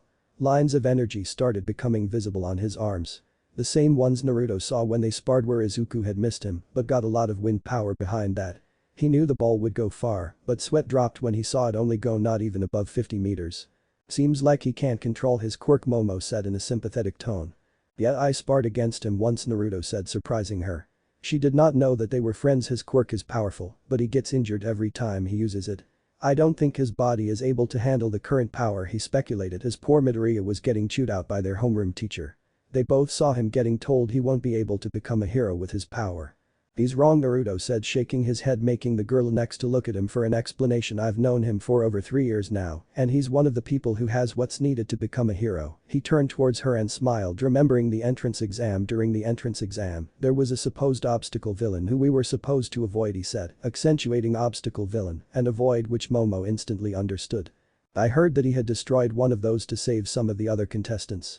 Exactly, Naruto said with a smirk. Everyone else ran away in the face of danger, but he didn't. He turned back towards Midoriya, who was going back to the circle and preparing his throw. How can people have hope in a hero who runs in the danger of a villain? A hero is supposed to save people without a second thought. His smirk turned into a big grin, seeing his friend throw the ball and not getting his arm injured, but only his index finger. Like I said, he has what it takes to be a hero. Momo understood now and smiled at her friend. I didn't know you could give speeches like that. Naruto just grinned at her. Well, a hero has to be able to inspire people, right? He asked, getting a giggle from her. They missed Bakugo raging about finding Izuku's quirk because of their talk. 50-meter dash. Naruto did not really use his quirk, but used the passive ability that his quirk gave him, which was his enhanced athletics. He got a time of 4.80 seconds for that. Naruto sniffed indignantly when Bakugo sent him a smug look, this time when he was faster by 0.67 seconds. Should have just used my wings, he thought, regretting not using that part of his quirk. Grip strength. This test went well for Naruto, seeing as he regularly worked out in his free time, allowing him to get 70 kilograms, but fell second to another student called Mizo Shoji. Momo had 45 kilograms, which was the highest among the females. Mizo is a tall, muscular young man with pale gray hair swept forwards, covering most of his face, and bent downwards at almost a right angle over his eye. He has 6 arms, all attached to each other by a web of skin. Naruto got along well with him even if he got higher than him. Standing long jump. Naruto cleared the entire sandbox using his fire to propel him forward. Repeated side steps. Naruto came second using his natural athleticism and was behind his classmate, Mineta, who he had found out was a huge pervert. He used his quirk to bounce himself side to side with placing those sticky purple balls at both ends. This sounds suslamao. Sit-ups. Naruto paired up with Momo and easily got 45 sit-ups in a minute, which was the highest in the class for the males. While Momo got 35, which was the highest for the females. Seated toe touch. Naruto was easily able to reach his toes thanks to his body being flexible. His classmate Momo was able to replicate, in which he found out that Momo seemed to be very flexible. Distance run. Naruto shone in this test and showed why he was the best in the class in physical test, thanks to his athleticism and stamina coming in first and blowing the competition away by a mile. Izuku was panting standing next to Naruto, who was only sweating unlike the others. "I can never understand how good your stamina is," the panting freckled boy managed to wheeze out. "I agree," Momo said, also panting as she wiped away some sweat. "Your stamina is ridiculous." Naruto chuckled at their complaints about his stamina. "You guys just need to work on it more," he advised them with a smile. "I know that," Izuku retorted before he saw Chako and looked back to them. "I'll see you both later, Yaoyorozu-san, Nakin," he said, running towards Naruto. Naruto watched him go with a smile before he heard giggling next to him. He looked at the black-haired girl next to him in confusion when she started laughing. "Nakin, huh?" she said in teasing tone while trying to hold back her laughter, seeing his face get red in embarrassment. "Ugh, he won't stop calling me that no matter how many times I tell him to," he groaned into his hands. Momo stopped laughing and patted his back. "Don't worry, I think it's cute." Her laughter returned in full force, seeing his entire face and body go red. They both ran back to their class once they saw their teacher call them over to show the results of the tests. "Okay, I'll quickly tell you the results. The total is simply the marks you got from each test." He clicked the device, and everyone saw a hologram appear in which the results were shown. Naruto Uzumaki. Momo Yaoyorozu. Shoto Todoroki. Katsuki Bakugo. The rest is the same as in canon. Naruto grinned widely seeing him being number 1, but frowned seeing that Midoriya was at the last place. He took a glance towards his friend to see him absolutely heartbroken and wanted to console him, but remembered that he wasn't going to get expelled. "By the way, I was lying about the expulsion," Aizawa said, simply getting the entire class to go silent and blink at him, except for Naruto and Momo. "It was a rational deception to draw out the upper limits of your quirks," the teacher said with a grin seeing their faces. "What?" The silence was broken as they all shouted in shock and surprise. "Of course, that was a lie." Momo started looking at them. "It should have been obvious if you just thought it through," she said, as it was the most obvious thing in the world. Naruto nodded vehemently in agreement while the others just hung their heads. Naruto laughed seeing the expression on Midoriya's face. He went up to his friend and patted him on the back as the teacher came towards them. "Midoriya," he said, getting the students' attention, "have the old lady fix you in the nurse's office. Tomorrow will be packed with even more rigorous tests.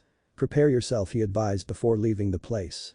"Welp, you better go and get that healed up before the next class starts." Midoriya nodded his head and made his way towards the nurse's office. The rest of the class went back to get dressed before the next class gets started. The next few hours went by and nothing of interest really happened for Naruto. They had English with present Mick. It was quite boring if he had to be honest. It was like junior high. He thought there would be a lot more action in a hero course. Naruto sat down and ate his lunch together with Momo, Izuku, Achako and the boy with glasses who had introduced himself as Ida when he got the chance. "I did not know they would a pro hero for even cooking here," Naruto said as he deadpanned at his green-haired friend who was gushing at the cook of UA. "That's UA for you," Achako said, digging into the food. Ida was trying to calm down the wild fanboy by swinging his arm like robot. Naruto just chuckled at everyone. "Hey, it's you." The voice made them all turn around to see a girl around their own age, with orange ginger hair that was tied into a high ponytail on the left side of her head. She was currently looking at Naruto, who had a confused expression not knowing or remembering her. "Ah, sorry, do I know you?" Naruto asked sheepishly, rubbing his head. "You don't remember?" she asked, getting him to shake his head. "Really? I was at the same battle center as you," she reminded him as the switch in Naruto's head flipped and his face turned into that of recognition. "Oh yeah, now I remember." He nodded his head before sheepishly smiling and sending her an apologetic look. "Sorry about that. There are a lot of new faces here." "No problem." I just wanted to thank you for saving me during that test. She thanked him, getting him as others looked at Naruto surprised. Oh yes, my name is Itsuka Kendo. I'm from class 1B. She introduced herself towards the 4 students. Oh, you're from the other class of the hero course, Momo said with a smile. It's nice to meet you. I'm Naruto's friend, Momo Yaoyorozu from class 1. Itsuka smiled back at her as the others introduced themselves while Naruto asked her if she wanted to sit with them, which she gladly accepted. So how did meet Naruto-kun, Itsuka-san? Ida asked the orange-haired girl. As I said earlier, we were both in the same battle center, and while I was fighting a robot, another one sneaked up behind me when I wasn't looking and could have gotten hurt, which could have made me fail. She then sent Naruto another thankful smiles, getting the boy to rub his head, but thankfully Naruto-kun here managed to help me before the robot got me. Naruto smiled. My body moved on its own, so yeah, Naruto chuckled, not noticing Izuku freeze up at his words. How are you liking the hero core so far? Momo asked her with a smile, as the two got rather well along with each other, delving into a conversation about their dreams. Everyone giggled and teased both Naruto and Momo when they told them of their dreams and the promise between each other, getting the two to turn red and sputter. When lunch ended, they ended up back in their classroom waiting for their next teacher to arrive and didn't have to wait long as the door opened. I am coming through the door like a normal person, and the giant figure of All Might dramatically made his entry. The class burst into excited whispers upon seeing him. It's All Might. Wow, he really is a teacher. That's a costume from the Silver Age, isn't it? All Might gloriously made his way towards the center of the room as the whispers continued. That style is so different, it's giving me goosebumps. The number 1 hero Naruto marveled at the sight of him now that he got a good look. He didn't really pay attention back when he saves his friend, but now he could really get a good look at him. But for some reason he felt like he had seen someone look like him, but a different type of body. He shook his head. Probably some sort of fan that I saw that resembled him. I teach hero basic training, All Might said in his heroic pose, which was him putting his arms at his hips. It is a subject where you train in different ways to learn the basics of being a hero. You'll take the most units of this subject. He made a pose of flexing before he randomly got a piece of paper with battle written on it. Let's get right into. This is what we'll do today. Where did he get that from? His suit doesn't have any pockets, Naruto thought, wondering where he got that from. Combat training. He shouted, getting most of the class to get hyped about it. He then pointed towards the wall, and to go with that are these. Columns came out of the wall with numbers written on them, costumes made based on your Quirk registrations and requests you sent in before school started. After you change, gather in ground beta. Yes sir, the class shouted with everyone looking eager to participate in the upcoming test. All Might stood proudly in the middle of a street in ground beta, awaiting the students who were changing into their uniforms and finally caught glimpses of them arriving. They say the clothes make the man, young men and ladies. The students came closer, showing their silhouettes. Be fully aware, from now on. You are heroes. The students finally came out and all were ducked out fully in their costumes. Naruto's hero costume consisted of a high-collar short-sleeved coat that came up to his thighs. The coat was zipped up at the top and unzipped at the bottom of it and was black-colored with orange and white bits on it. On the back of his coat were 2 holes for his wings. He wore a tight white t-shirt underneath his coat along with black jogging pants, orange socks, and to top it off he had white sneakers on. This was Naruto's first hero costume design. It was inspired by his previous dream. Naruto wanted to become Hokage and he loved the coat of the leader. He decided to add that and use one of his favorite colors and make it look as cool as possible. That was something he did because he thought it would catchy like Hawk's outfit. All in all, he thought it looked very badass on him. He glanced around the room to check out his classmates' hero outfits and thought most of them were nice. But he did look at Shoto weirdly when he saw his entire left side encased in ice. The hell? Why is his left side suddenly completely ice? He thought, looking at him weirdly before shrugging and continued looking around the room. He stifled a snicker seeing Izuku's green outfit that oddly resembled All Might with his horns and grin. He wasn't the only one as he saw All Might trying to hold back a snicker like him seeing the fanboy. The next one made him almost choke on his tongue. She was wearing a high-collared, sleeveless crimson leotard with silver lines at her waist and around her arms, which was open to expose her skin from neck to just below her navel. She had calf-length crimson boots with heels, which dipped sharply down in the center, and 2 gold utility belts around her waist, another, thinner one around the top portion of her chest, below her shoulders. He was left gawking at her seeing so much skin. It was understandable because she needed that to use her quirk, but as a healthy teenager who coincidentally had a crush on her. It was a bit too much for him and he almost fainted but kept his composure when she came towards him. Oh wow, your outfit looks really cool, Momo complimented him with a smile, trying to hold back a blush seeing the look on him. DTH thanks, he stammered and cursed himself for stuttering in front of her. Coughing into his hand to get some composure he replied, yours looks very good on you, he complimented her getting her to beam at him. You think? She asked getting a nod. I actually had a design that showed more skin, so I could use my quirk better, but they denied that one saying it showed too much skin. Naruto almost choked once again from that, but luckily managed to keep it in favor of listening to her. Her first design showed even more skin he thought before shaking his head getting rid of such thoughts. Their attention was brought back to All Might telling them they'll be split into villains and heroes and fighting at 2-on-2 indoor battles. He told the class that teams would be decided by them drawing lots. Naruto looked on seeing the teams get chosen. He frowned and hoped it wouldn't be with someone like Bakugo because that would end in a big disaster. Team A. Achako Uraraka Izuku Midoriya. Team B. Shoto Todoroki Mizo Shoji. Team C. Momo Yaoyorozu Naruto Uzumaki. Team D. Katsuki Bakugo Ida Tenya. Team E. Mina Shido Yuga Aoyama. Team F. Koji Kodarakido Sato. Team G. Denki Kaminari Kyoka Jiro Minoru Mineta. Team H. Sayu Asui Fumikage Tokoyami. Team I. Mashirao Ajiro Toru Hagakure. Team J. Hanta Siro Ajiro Kirishima. But then he turned into all smiles when he saw that his partner was the one and only Momo in Team C. She smiled and came standing next to him to talk when then they heard a bubbly voice once again eagerly talking to Izuku, making them turn towards the two. Wow, it must be fate that we were put together. I'm counting on you. Achako said, completely unaware of the effect she was having on the poor boy who was left stammering, not knowing what to say back. Naruto chuckled at the two before turning towards his partner. Do you think we were also fated to be together? He asked innocently, not knowing the innuendo about his words. Momo felt her cheeks heat up at his sudden words. What? She stuttered at the words, not knowing how to respond, while the blonde just looked confused at her sudden behavior. Huh? You alright, Momo? You're all red. He asked, getting closer to her and putting a hand on her forehead. Well, you are hot, he said, oblivious of him being the cause for it and adding fuel to the fire by his words. Momo's face, if possible, got even more red because of the close proximity and his touch. What did you mean by that? She stuttered and cursed herself for not being able to speak smoothly right now. If this went on any further then she might pass out. Naruto removed his hand from her forehead and blinked at her question. If we were fated to be a team together, he said, and rose an eyebrow. Are you alright?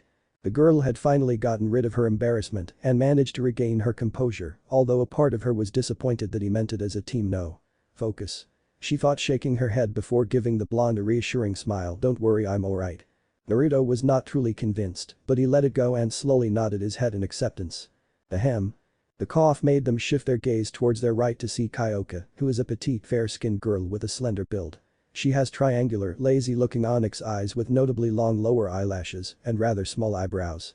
Her hair is short, only around chin length, and is dark purple in color with an asymmetrical fringe and two reflections shaped like heartbeat monitor waves on either side of her head.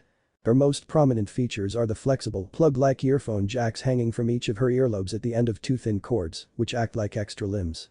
Next to her stood Mineta alongside Denki, who has relatively short blonde hair, parted to the right with a black lightning-shaped streak on the left of his side fringe, which is angled so that it partially obscures his left eye. He has slanted, somewhat triangular yellow eyes and notably small eyebrows. All three of them had witnessed the unusual event take place between the two friends, and Kyoka was just amused, while Denki and Mineta were looking at Naruto with awe, as if he had done something that was otherworldly. Oh, hi guys, Naruto said, cheerfully waving at them, completely forgetting about the previous event. He crossed his arms. I'm guessing you are our opponents, right? He asked. Yeah, Kyoka answered his question. Dude, how did you do that? Mineta questioned him as he got into his face as if he teleported from his spot to him. Naruto back away from them, sudden closeness. What are you talking? You did that without even thinking about it. Kyoka sweat dropped at the denseness of the handsome blonde and could only shake her head before glancing at her girl. In pity, he doesn't even know the effect he had on her. She felt like facepalming, but thankfully their attention was gathered when the first fight was going to happen. Everyone except for Team A and Team C went to the basement of the building the test was taking place in to see the battle take place through monitors. Izuku's team against Bakugo's. Naruto grimaced at the prospect. They saw Team D preparing for the heroes to come. Naruto sighed when he saw Bakugo instantly ambush Team A when they got inside the building. He's very impatient and aggressive, Momo stated, looking towards her friend, who agreed.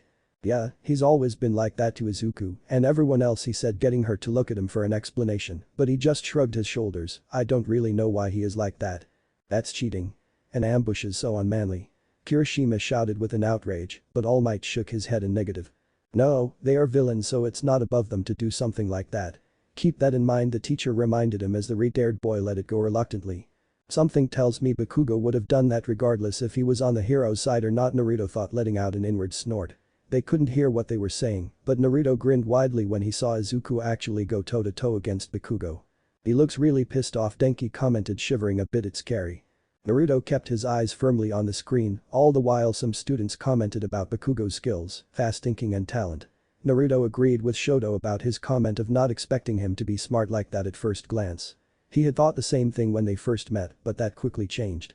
I wish I could hear what they were saying, Naruto thought, pouting a bit, but perked up when he saw both of them charging at each other. He's finally going to use his quirk. Won't he get injured because of it? Sensei, isn't that enough?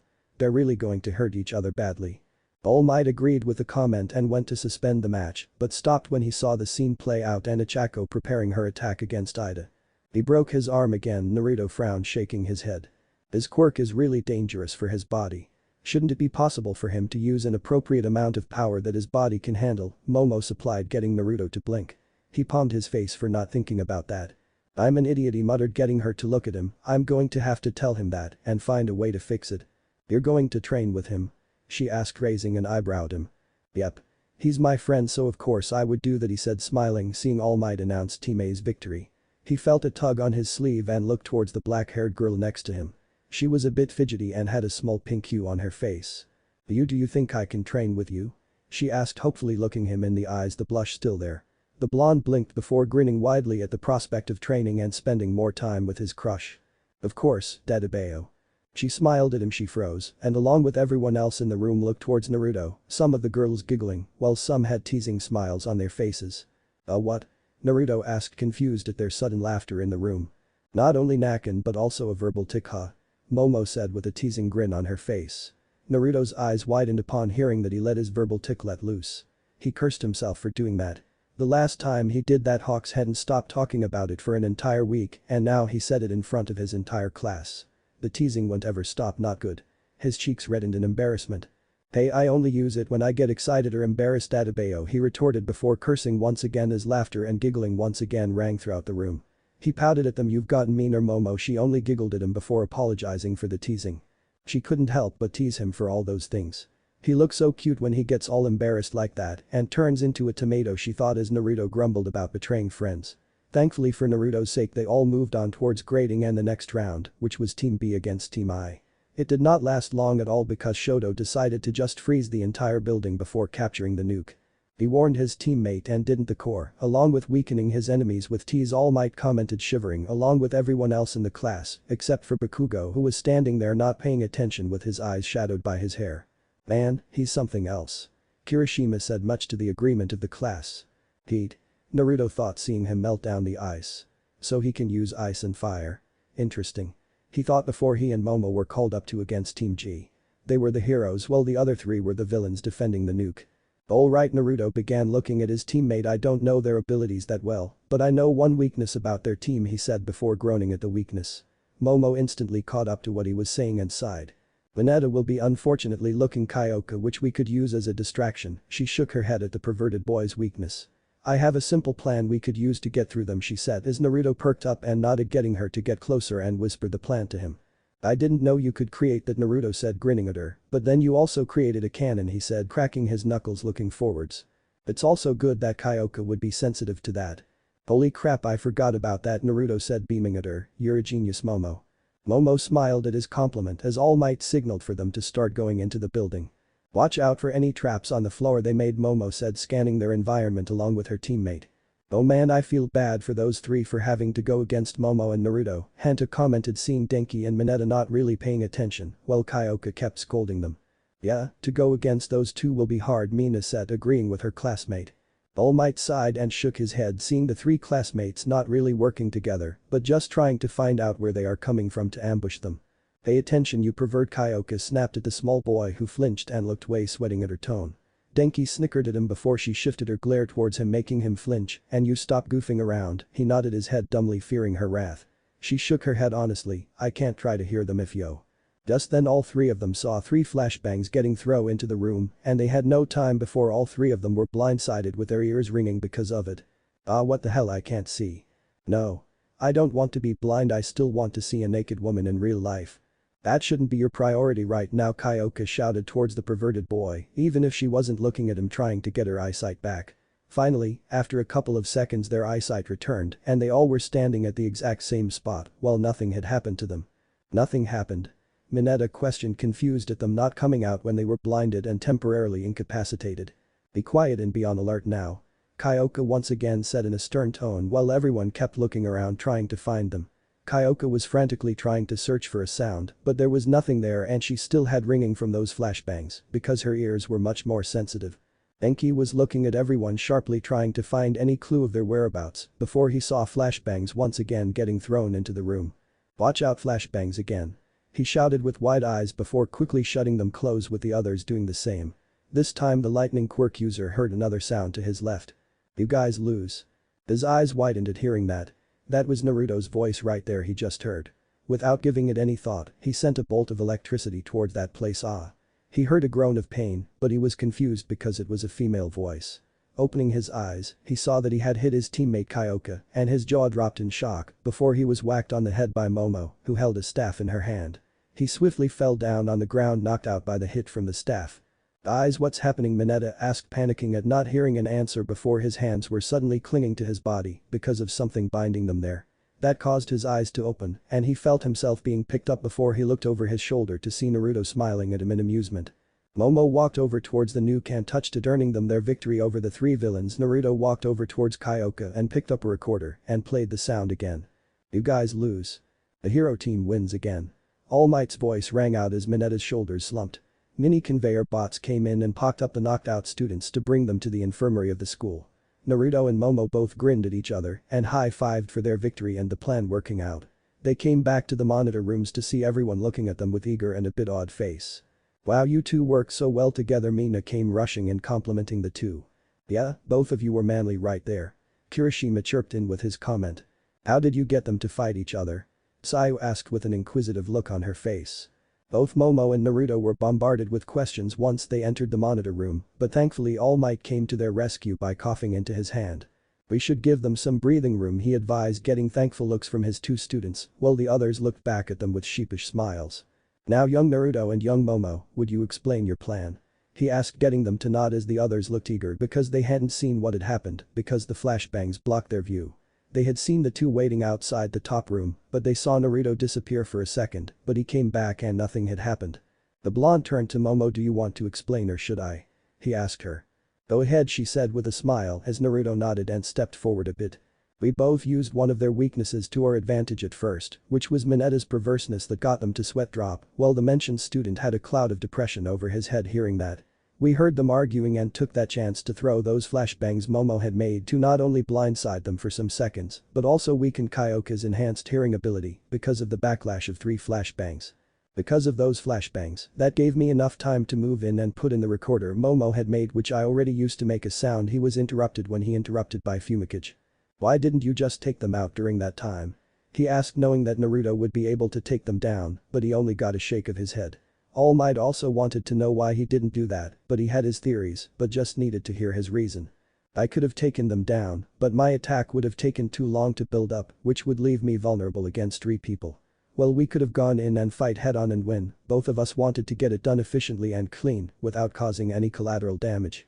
That confirmed All Might's theory, and he was very impressed so far by the thinking of these two. Fumikage nodded his head in understanding, while Naruto continued with explaining the plan to them. As I said, I put down the recorder behind Kyoka and set the play button and quickly got out of there back to Momo.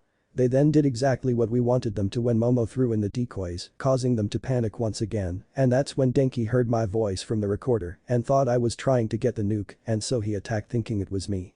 Haminari was panicking even more when he saw him hit his teammate, giving Yaoyorozu to come in and take him out, while you took care of Mineta. Shoto conclude his plan, giving them both a slight nod of respect for the efficient and simple plan. The others joining and congratulating them. Both Momo and Naruto puffed their chest out in pride at hearing class praising them. Naruto was a bit unnerved by Shoto's eyes though. His eyes, they're the same as the villagers. The same hateful look, but it's not directed at me, he thought, glancing at the boy sometime. Excellent planning, young Naruto and young Momo.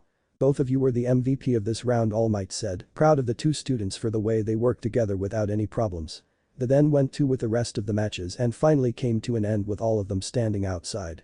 Kyoka and Denki had joined them again, but Izuku was still in the infirmary, seeing as his wounds were far more lethal. Good work everyone. All of you did splendid during the fights and learned a lot. Now I'm going to go and share the critique with young Midoriya. Change your clothes and return back to your classroom, he said before quickly vanishing and running towards the infirmary of UA.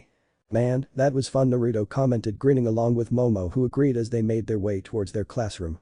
Izuku Midoriya came back into the classroom with his arm still injured and was instantly bombarded with questions about his quirk. The poor boy wasn't able to handle all the attention as his expression turned a bit bashful. Naruto just chuckled next to Momo, with both of them watching the scene play out. Out of the corner of his eyes, Naruto saw Bakugo take his bag and stand up, leaving without saying anything. He frowned at that. No matter how much of an asshole he was to everyone, he was still a classmate. Hey Momo, I'll be right back, he said, excusing himself to go after Bakugo, and saw Izuku doing the same as him. He followed the two and came towards the entrance of the school and saw the freckled boy shout towards the blonde to stop. Naruto did not join their conversation and merely decided to just stand a bit further away and listen. He was shocked when he heard his green-haired friend confess obtaining his quirk from somebody else and not unlocking it like everyone else. What? A quirk that you can pass on? Naruto thought in awe at that. He didn't expect that there was a quirk like that, but who gave it to him? The quirk was very if utilized well, and he couldn't come up with anyone that would willingly give up something that amazing. But why did he lie to me about him unlocking it? He felt betrayed once again at his friend lying to him. How much more was there to this if he lied to him and couldn't tell who he got it from? His thoughts were broken when he heard Bakugo screaming at Izuku and saw All Might coming and trying to console his fellow blonde.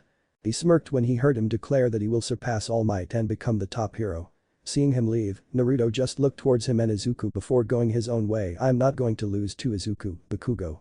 The three went their own way with All Might standing there a bit confused at the scene, not knowing what to do. The school day ended and Naruto packed up his stuff and slung his bag over his shoulders. Looking behind him to address the girl. Hey Momo, she perked up and looked from packing her stuff at him. Yes. You said you wanted to train, right? He got a nod and grinned widely. All right, so we can start tomorrow at my house? He asked, scratching his head as she smiled at him. Of course, I'll tell my parents that I'll be going to your home tomorrow. She stood up from her desk. By the can you send me your address, because I have to go now, she said, giving him an apologetic look, seeing as her driver was already here. Yeah, I'll send you text anyway, he said as she waved goodbye. Naruto took a deep breath and smiled widely. Today was a good day in his opinion. He spent more time with his crush, made more friends, had awesome lessons except for the theory stuff. He looked towards Izuku, seeing him leaving the class, and quickly made his way towards him. Izuku weighed up. He called out, getting him to turn back. Did you need anything, Nak? And Naruto's eye twitched again hearing the blasted nickname he got from his friend, but shook his head. Listen Izuku, he put his hand on the boy's shoulders, startling him a bit. From now on me and you are going to work together a lot more because you need to start getting your quirk under control. Midoriya frowned hearing. He wasn't against the training, but it was difficult to do that. I know that my body isn't strong enough for me to use my quirk. Naruto cut him off by shaking his head and squeezing his shoulders. Not that, but you need to start using less power of your quirk. He saw him looking at him a bit confusingly. Sighing, he decided to elaborate. Let's say you now use 100% of your quirk's power but can't handle it and your body gets injured, right? He got a nod of confirmation. So what if you were able to actually bring that down towards 20% or even 10%? Izuku's eyes actually widened at that. He didn't think about that and thought he would just make sure his body would have to get used to the strain. So that's why we're going to try and find out a way to get you use less power of your quirk so you don't keep injuring yourself. He patted him on the shoulder. Come to my house tomorrow so you, me and Momo can figure out a way to do that exactly. The freckled boy smiled gratefully at his friend for what he said and accepted the request as Naruto beamed at him and left to finally go home. The last couple of days have come and gone well but weren't any special in the eyes of one Naruto Uzumaki. It continued on towards the last day of school, Friday, which was yesterday. The blonde had told both Momo and Izuku that it would be better if they postponed their training session to the weekend. It was Saturday today and the blonde had told Momo to text him when she got close his house so he can go outside and greet her and let her in, seeing as they have a gate that needs to be opened. While yes, he can open it from inside of his house, he would rather go greet her outside than just open the gate. He said the same towards his friend Izuku, who would also be coming over on this day so they can help him figure out how to use less power and not get injured because of his quirk. He was standing in front of the mirror having just put on his clothes after his shower.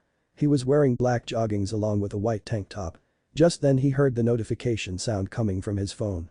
Taking the device from his pocket he checked to see a text from Momo, saying she was close before he got another text, but this time from Izuku, saying he would be a couple of minutes late.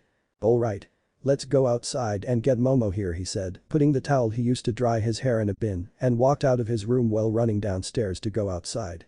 Downstairs Kigo was watching the TV while sipping on some tea. Seeing as it was the weekend and he had a day off, he figured he would just laze around the house and try to do something fun. Maybe I can just annoy Naruto all day, he thought, chuckling at the thought, or I can tease him about that Momo girl again. I heard she was in his class now, he snickered at the thought of messing with him. It was just so fun doing that, and just then he heard some rapid footsteps running down the stairs, causing the hero to turn around to see his little brother making his way towards the door. Naruto, he called, getting the boy to look back towards him. Kigo? Naruto questioned, tilting his head, showing a confused expression. I thought you would have gone to work by now. Not today's my day off, he said, shrugging his shoulder, and put down his cup of tea on the table. Why are you in such a rush, he asked, raising a curious eyebrow at him. You'll see in a bit, because there are some people coming over, he said before vanishing from his spot and continuing his walk towards the door. Now Hawks was interested as Naruto never brought back anyone home. Well, he had friends and sometimes went to their house, he had never brought anyone home, and he himself hadn't said anything towards Naruto to not allow him to do it, so he was always a bit confused as to why he never brought his friends here. Alright, good thing I picked this day as my day off, he thought, going back to watching the TV. Naruto arrived at the gate in front of his house mansion and opened it to get outside and wait for Momo to arrive. He didn't have to wait long as a very expensive looking car pulled up in front of him and Momo stepped out of the car wearing a casual black skirt with a white top. She a bag with her which he assumed had her training clothes in. Momo Naruto greeted with a smile, getting one in return. Hey, did I make you wait long, she asked a bit sheepishly, but Naruto shook his head.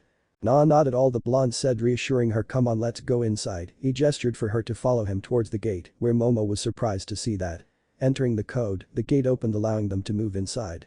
Now I understand why you wanted me to text you beforehand, Momo said as Naruto chuckled and nodded, leading her towards the door.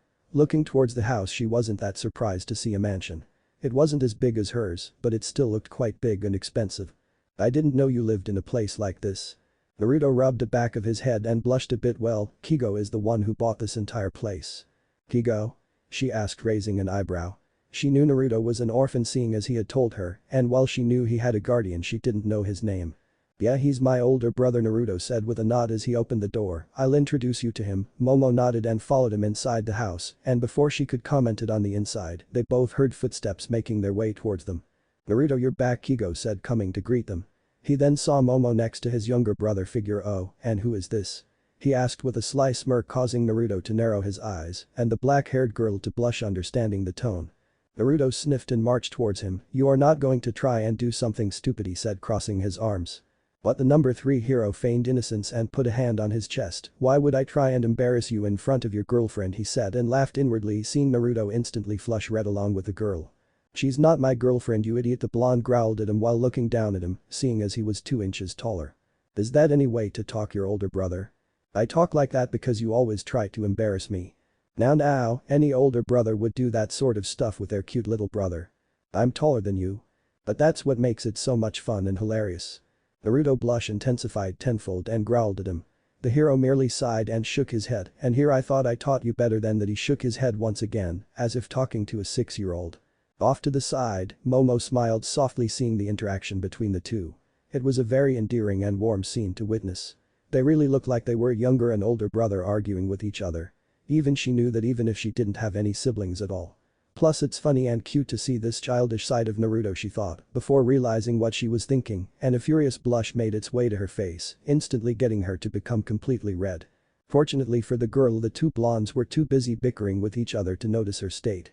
Whatever, Hawk said, waving his hand before putting them in his pockets and walking away. Just don't destroy too much. He disappeared around the corner as Naruto let a sigh of relief for not getting more embarrassment, but it was for naught as he peeked his head around the corner once again. And don't forget to use protection when doing the act.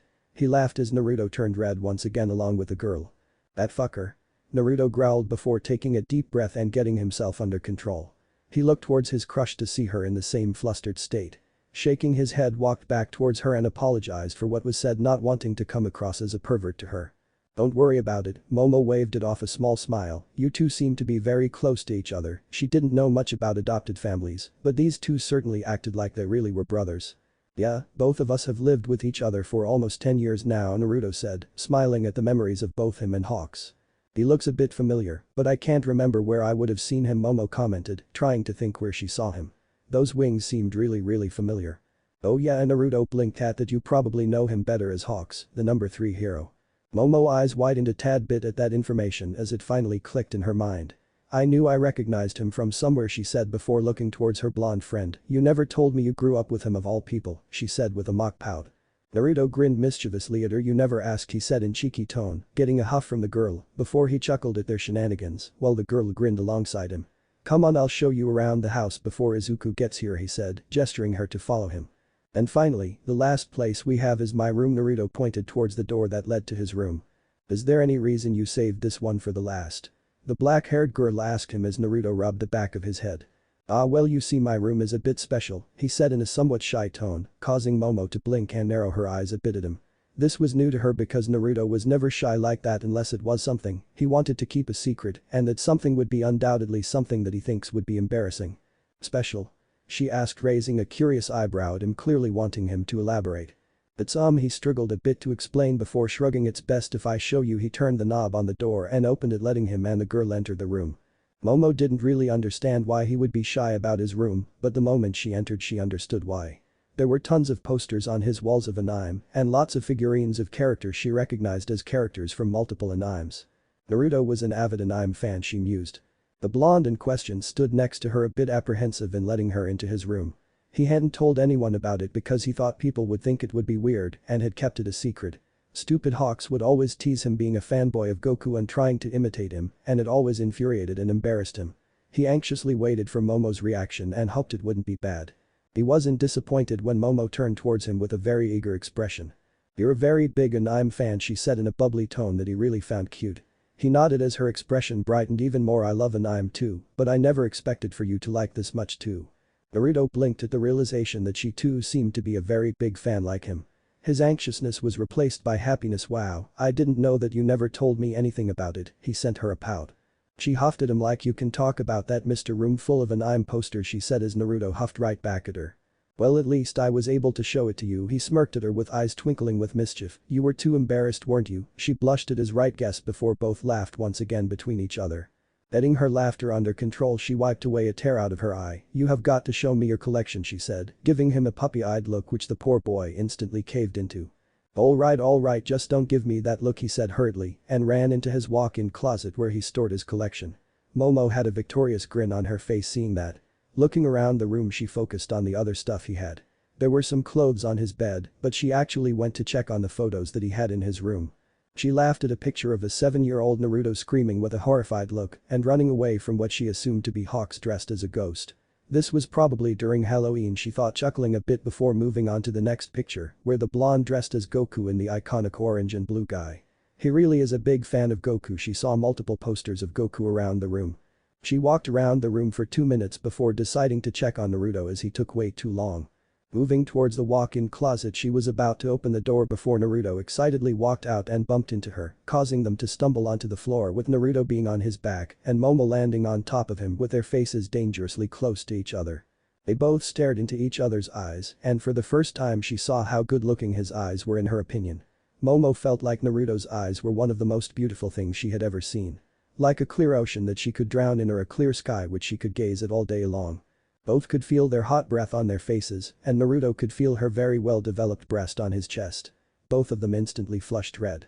Naruto had also instinctively wrapped his around her waist, which pulled her even closer towards him. Alas, they had to pull away from each other as Momo stood up with the blonde doing the same. I'm sorry, I didn't mean for that to happen. Naruto frantically tried to apologize with a red face, trying to hide his arousal while turning away from her. Momo was in the same predicament as she didn't want him to see her entirely red face. Her heart was beating frantically as if it could explode any moment right now. It's alright, she stuttered meekly before an awkward silence followed after their moment. But thankfully it was saved by Naruto getting a notification on his phone which allowed a distraction for the both of them. Checking his phone, Naruto saw that Izuku had arrived at his place and he thanked every deity out there for saving him from the awkwardness that had taken place. Izuku is here, I'm going to go and get him while you can wait here, or you can already go to the back, he suggested, while Momo was also thankful for the distraction. She nodded her head at him. "I'll wait at the back," she said before she went into the bathroom to change her clothes and walked away from the room while going downstairs with the blonde going to the door and Momo to the backyard. Naruto, after having found the confused green-haired boy, led to his all the while ignoring his gawking at the lavish mansion. "Wow, I always knew you were loaded, but this is just wow," Izuku said, not knowing what to say.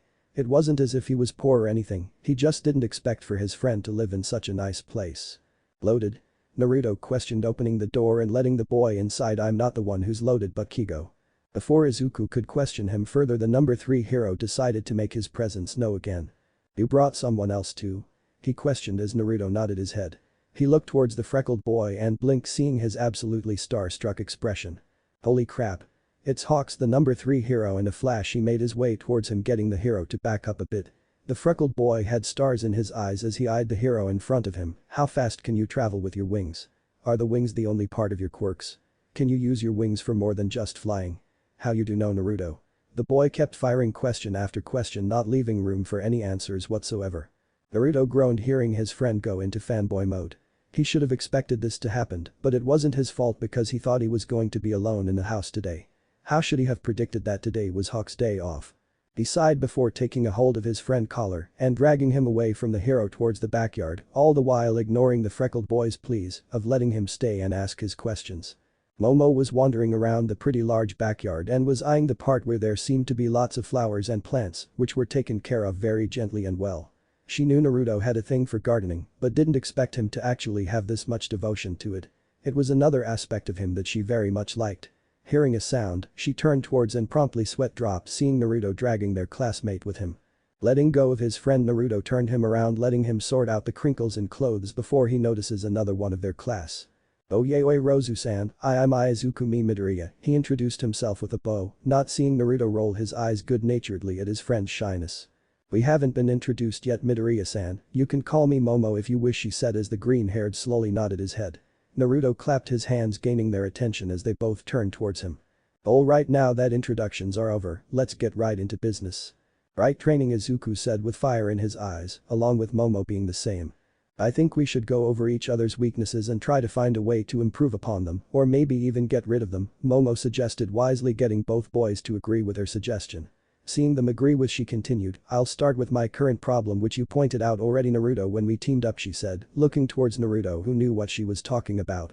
"Yes, you need to learn a fighting style, while also trying to think less and go more with the flow, and not let your mind hinder you too much," he said, causing her to nod. "Thinking through is very smart, but solely relying on your brain isn't enough, which is where the fighting style comes in. I like fighting up close, and I can teach you while you can help me with my problem, which is making me less of a hothead," the boy said with a sheepish smile, causing them to sweat drop.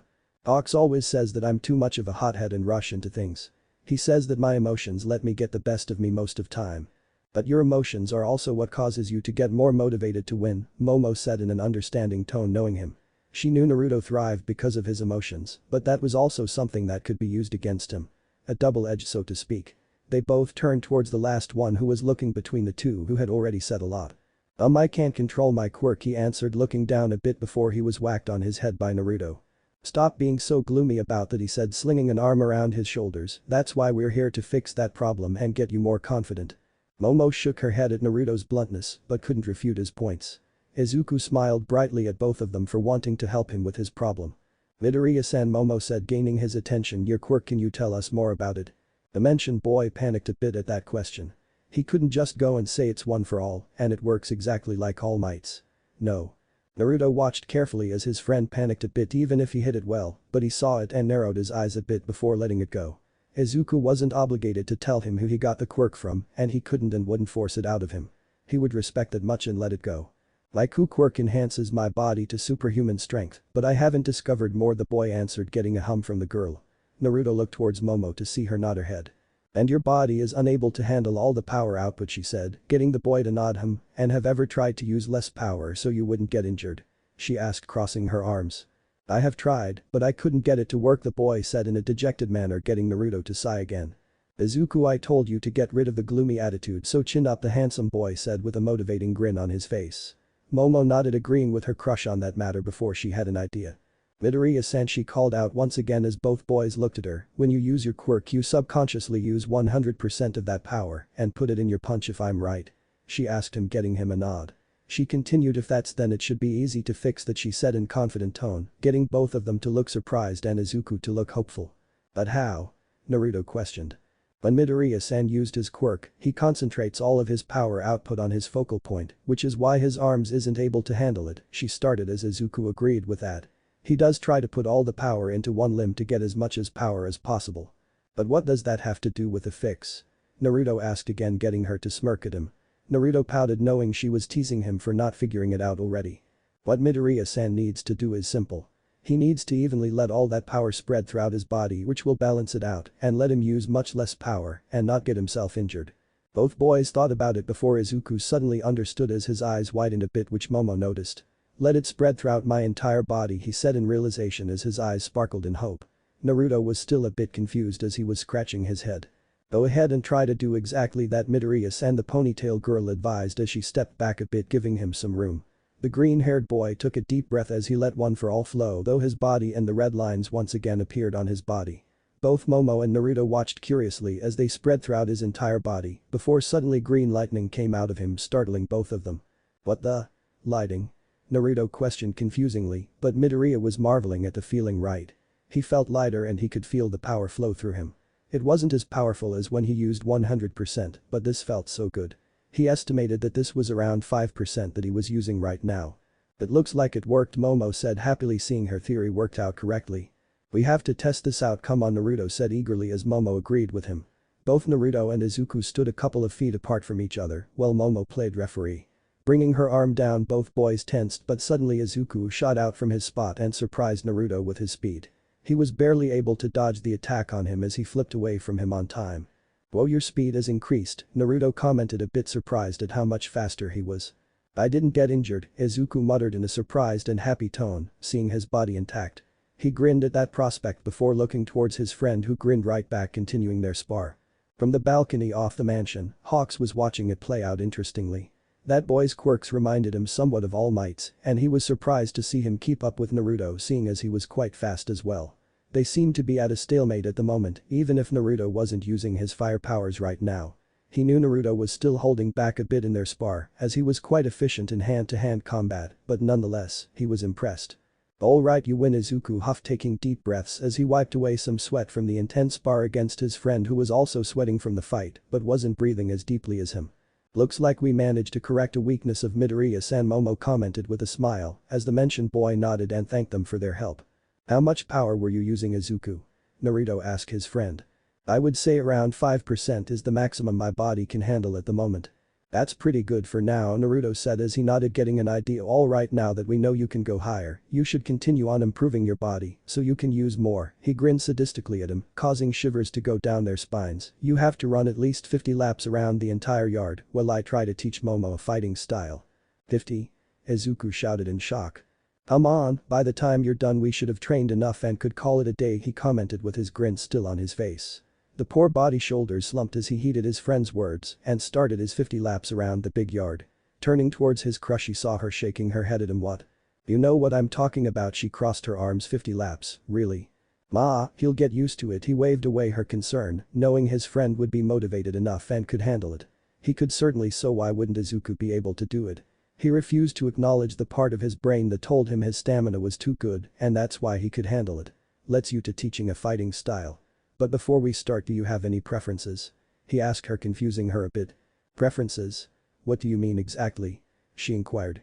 I mean if you want to go with your fists or if you want to have a fighting style with a weapon, he clarified, getting her to think for a bit. I want to include using a bow staff in my fighting style, she said, getting Naruto to raise an eyebrow at the odd choice of weapon, but he wouldn't refuse her preferences.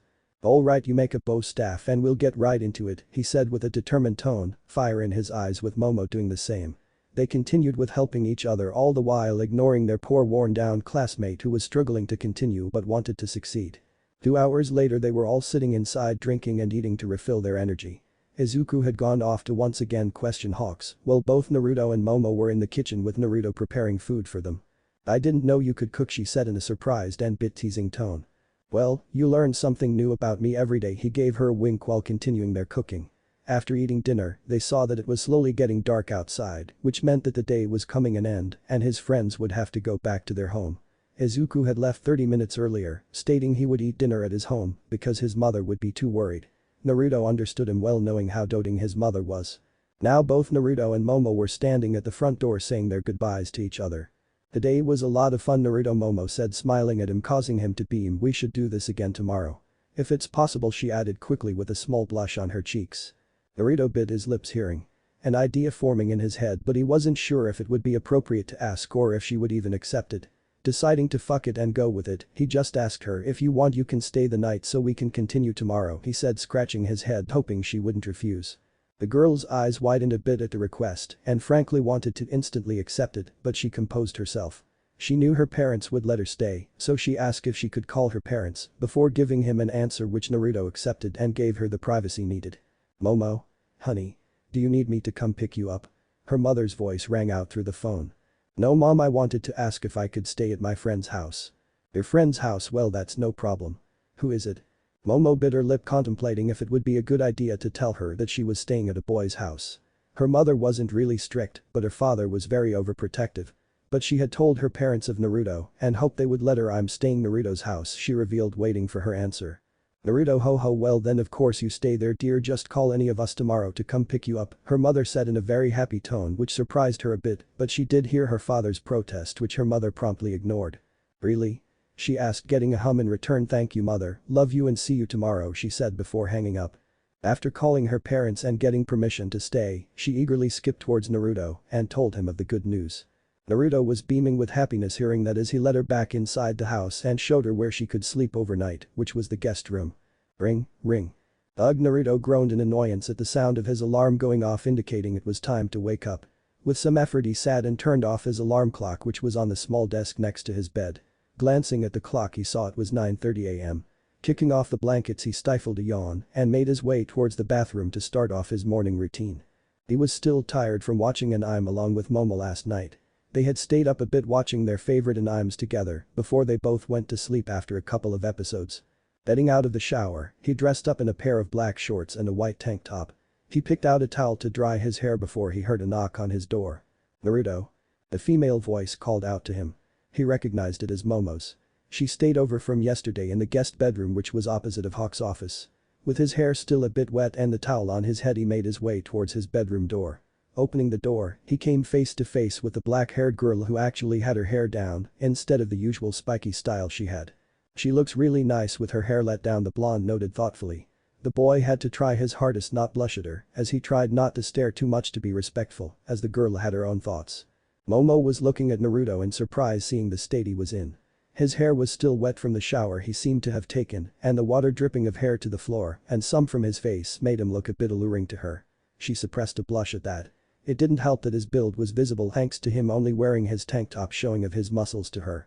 But she also didn't want to stare too much, not noticing that both of them were thinking the same thing. "You needed something, Momo?" he asked, getting her to fidget a bit, causing him to raise an eyebrow.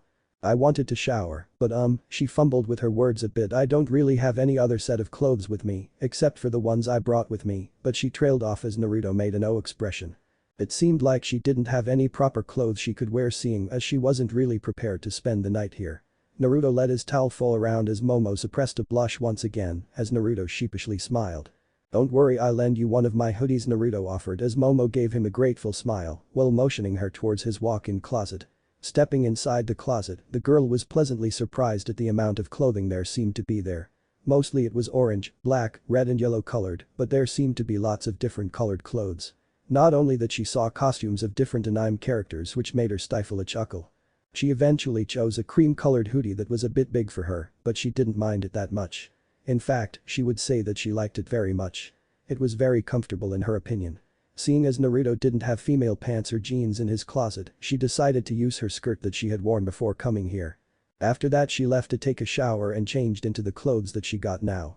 Going down the stairs she heard some voices talking to each other. Once she got downstairs, she saw Hawks, the number 3 hero, fly away.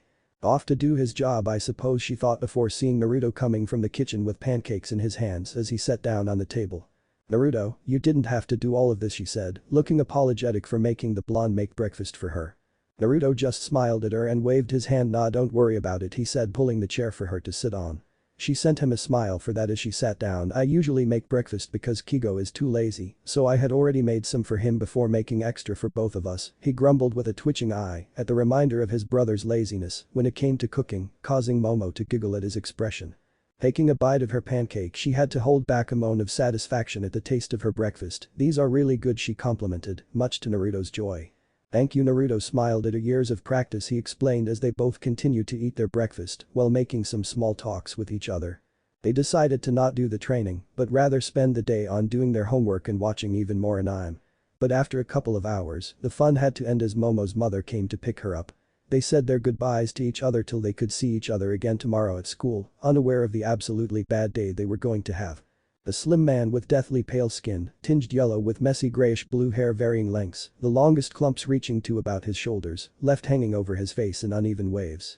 The face being obscured by a hand that seeming stuck to his face, was sitting on a bar stool hat seemed while staring at a small flat-screen TV, which displayed an outline of a male figure.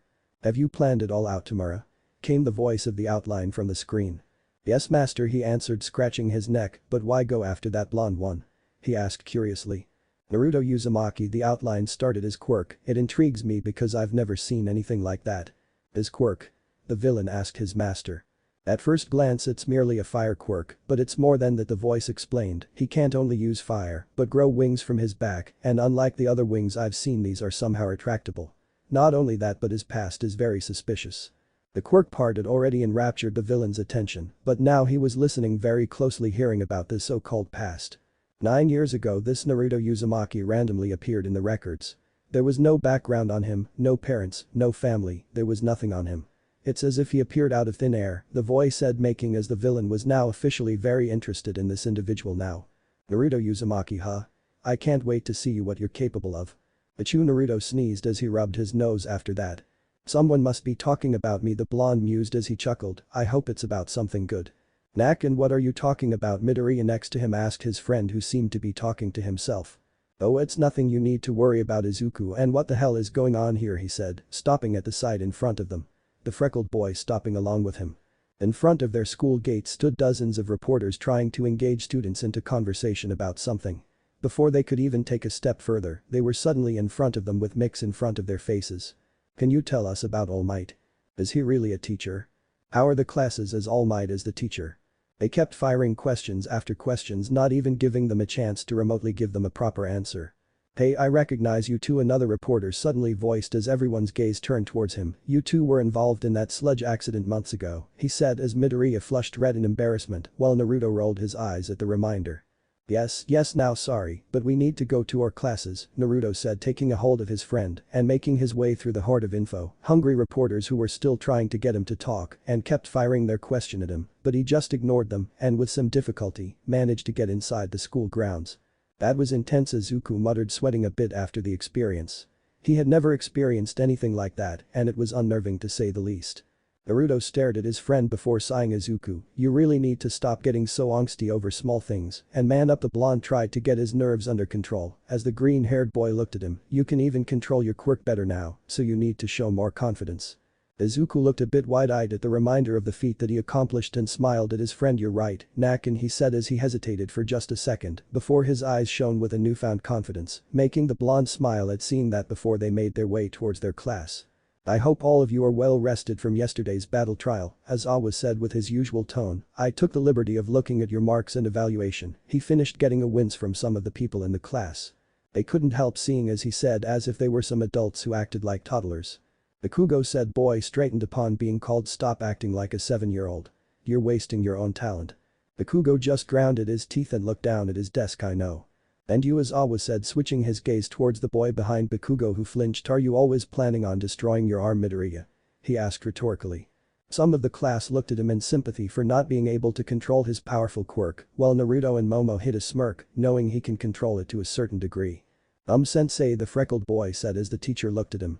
He gulped before continuing. I can actually control it a bit now, he revealed as the black-haired adult looked somewhat surprised by the declaration alongside. Bakugo turned towards him, giving him a calculating look that made him sweat a bit. Stopping from staring at his childhood friend, he looked towards the person he considered his rival, who returned the look and he instantly understood and scoffed before looking back forwards. Is that so? The teacher asked as Izuku nodded his head. Momo-san and Nakin helped me out with finding out how to control a portion of my powers, he explained, as both mentioned students nodded in confirmation with him. Although some of their classmates had to hold back an amused snicker from hearing the nickname. Bakugo was not one of them as he snorted, causing Naruto to scowl. "Did you say something, Kakin?" the blonde asked with a smirk, hearing the boy growl. Somewhere in the Narutoverse, a certain silver-haired Jonin sneezed from where he was kneeling. "I feel like something amazing happened just right now," he hummed before looking towards his fallen comrade's name on the stone. "Do you think it's a kindred spirit, Obito? Back to the plot now. Settle down, you two," the teacher warned them, getting grumbles from both of them as they reluctantly backed off each, but not without giving each other a glare. "Keep practicing so you can use it to your full advantage instead of just a portion," he advised before looking towards Todoroki. "Todoroki, you did well, but you should not have gone alone. You need to trust in your comrades more instead of acting solo." He did not get a verbal reply from his student, instead merely getting a nod. Continuing his evaluations until he was done with everyone, he decided to address another topic. "Now let's get on with the homeroom notices. I'm sorry to have spring this on you all, but..." Every student perked up at this, expecting some kind of test like they did yesterday. Another battle trial, they thought, a bit weary. "We need to pick a class president," was the declaration that rang throughout the room, making almost everyone gush out in excitement. Finally something Shu-like. "Ooh, pick me. I wanna be class president. Pick me. Ah yes, the position that was made for me." Everyone was eagerly putting themselves for the position as they all shouted for why they should be chosen. "Be quiet," a loud voice snapped, instantly stopping all the exciting murmurs in the class. They all turned towards where the sound came from and saw Ida standing up in front of his desk. "This is a task laden with responsibility where you must carry and pull everyone else's weight. Just because you'd like to do it doesn't mean you can. It is a holy office that requires the great esteem and trust of those around you. The only truly worthy leader will emerge from a democratic choice, reflecting the will of the people." Naruto inched closer to Momo and whispered, "Man, this guy is way too serious," he grinned. "I told you he has a stick up his ass." Momo giggled and shook her head in amusement. "He is correct about this though," she said, agreeing with the statement. They turned back towards their classmate who had this odd gleam in his eye behind his glasses. They saw him raise his hand in the air. "Which is why this must be settled by a vote," he declared dramatically while shaking a bit for some reason. "It's still too early to have developed any trust in each other. And everyone will just vote for themselves." The vote, thought Naruto, interested in the proposal, seeing the benefit with it, but that was also countered by the arguments that his classmates gave. "I don't care how you guys do as long as you have decided by the deadline, then it's fine by me," Aizawa said, already crawling into his sleeping bag, startling some of the students. Where did he get that from? They all thought seriously before shaking their heads as they all decided to vote for the class president. Naruto tapped his pen on his lips, thinking on who to vote for. Momo is a good candidate, seeing as she's responsible, smart, and looks to be a good leader, he thought before glancing at his green-haired friend and grinning, writing down his name before handing it over. Moments later, a confused Naruto was staring at the board, which had him on top having 4 votes, with Momo coming in second with 3 votes. "Who the fuck voted for babyface?" Bakugo screamed, looking at the board, seeing he got 0 votes. 0 votes, I see how it is. Ida sulked in his seat, having gotten 0 votes for him. "You seriously voted for somebody else?" Momo deadpanned at him. "Even thought you wanted the position so badly. What are you doing, Ida?" Naruto was standing next to a smiling Momo in front of the class as he was still confused as to why he had gotten 3 votes. "So then it's decided that Naruto is the president and Momo is the vice president," Aizawa concluded, getting out of his sleeping bag to finalize the decision. "Well, looks like we both will have to do our best, Naruto," Momo said, smiling at her crush, who sheepishly smiled back. "Yeah. Ah, this food is so delicious," Ichako said, withholding a moan of satisfaction at the table which had Naruto, Momo, Izuku, Ida, Itsuka and the new addition to their group, Sai. "I still don't get why I had the most votes for class president," Naruto murmured, having already devoured his ramen. "You guys had to choose the class president too?" asked Itsuka, raising eyebrow at her blonde friend. "Yes," Momo nodded her head before glancing at the blonde next to her, "and Mr. Here still got 4 votes, which was more than anyone," she said it with a sly smirk, making the blonde get a tiny blush on his cheeks. Well, isn't someone popular?" commented Itsuka, giggling, seeing Naruto get even more flustered. "It's nothing special," Naruto said lowly as everyone shook their heads. "Nakin, why you're blushing?" Izuku commented with a cheeky tone that Naruto didn't think his friend had. He narrowed his eyes at him. "Shut up, Izuku," the blonde said as everyone got a laugh from the interaction. "I voted for you." Tsuyu broke the silence after the laughter subsided, getting a surprised look from Naruto. "You did?" he asked, getting a nod. "But why though?" he asked. "You hold the record for the most points in the entrance exam for UA. You also were number 1 during the quirk assessment test, but you took initiative to help Izuku control his quirk alongside Momo, and succeeded. She listed off getting Naruto to rub his head after hearing the facts being pointed out. Still, muttered Naruto under his breath, not really being sure if it was the correct choice. Who did you vote for then? Asked Momo interestingly, as others were also intrigued. Izuku, he pointed towards his green-haired friend, who sputtered in surprise. Me? He stuttered, slightly being surprised. What? Naruto rolled his eyes. Don't be so surprised. You are smart, but you just lack confidence, and not only that, you also have a powerful quirk that's good for a leader, not to mention having you in that position would get you accustomed to the spotlight, raising your confidence, and you've always shown leadership qualities in middle school. During the battle trials you actually stepped up and showed courage, making a critical decision that ultimately decided the winner, which not everyone is able to do. He supported his friend, getting everyone to look at him surprised for what he said. You don't see it, do you? Deadpanned Itsuka at him, getting him to look confused. Atsui-san is right, Ida said, deciding to point out why he was a good choice, as she pointed out some good needed qualities for a leader. You just displayed another one of them, he pointed out. Naruto scratched his head. I did? He asked confusingly, getting the boy to nod.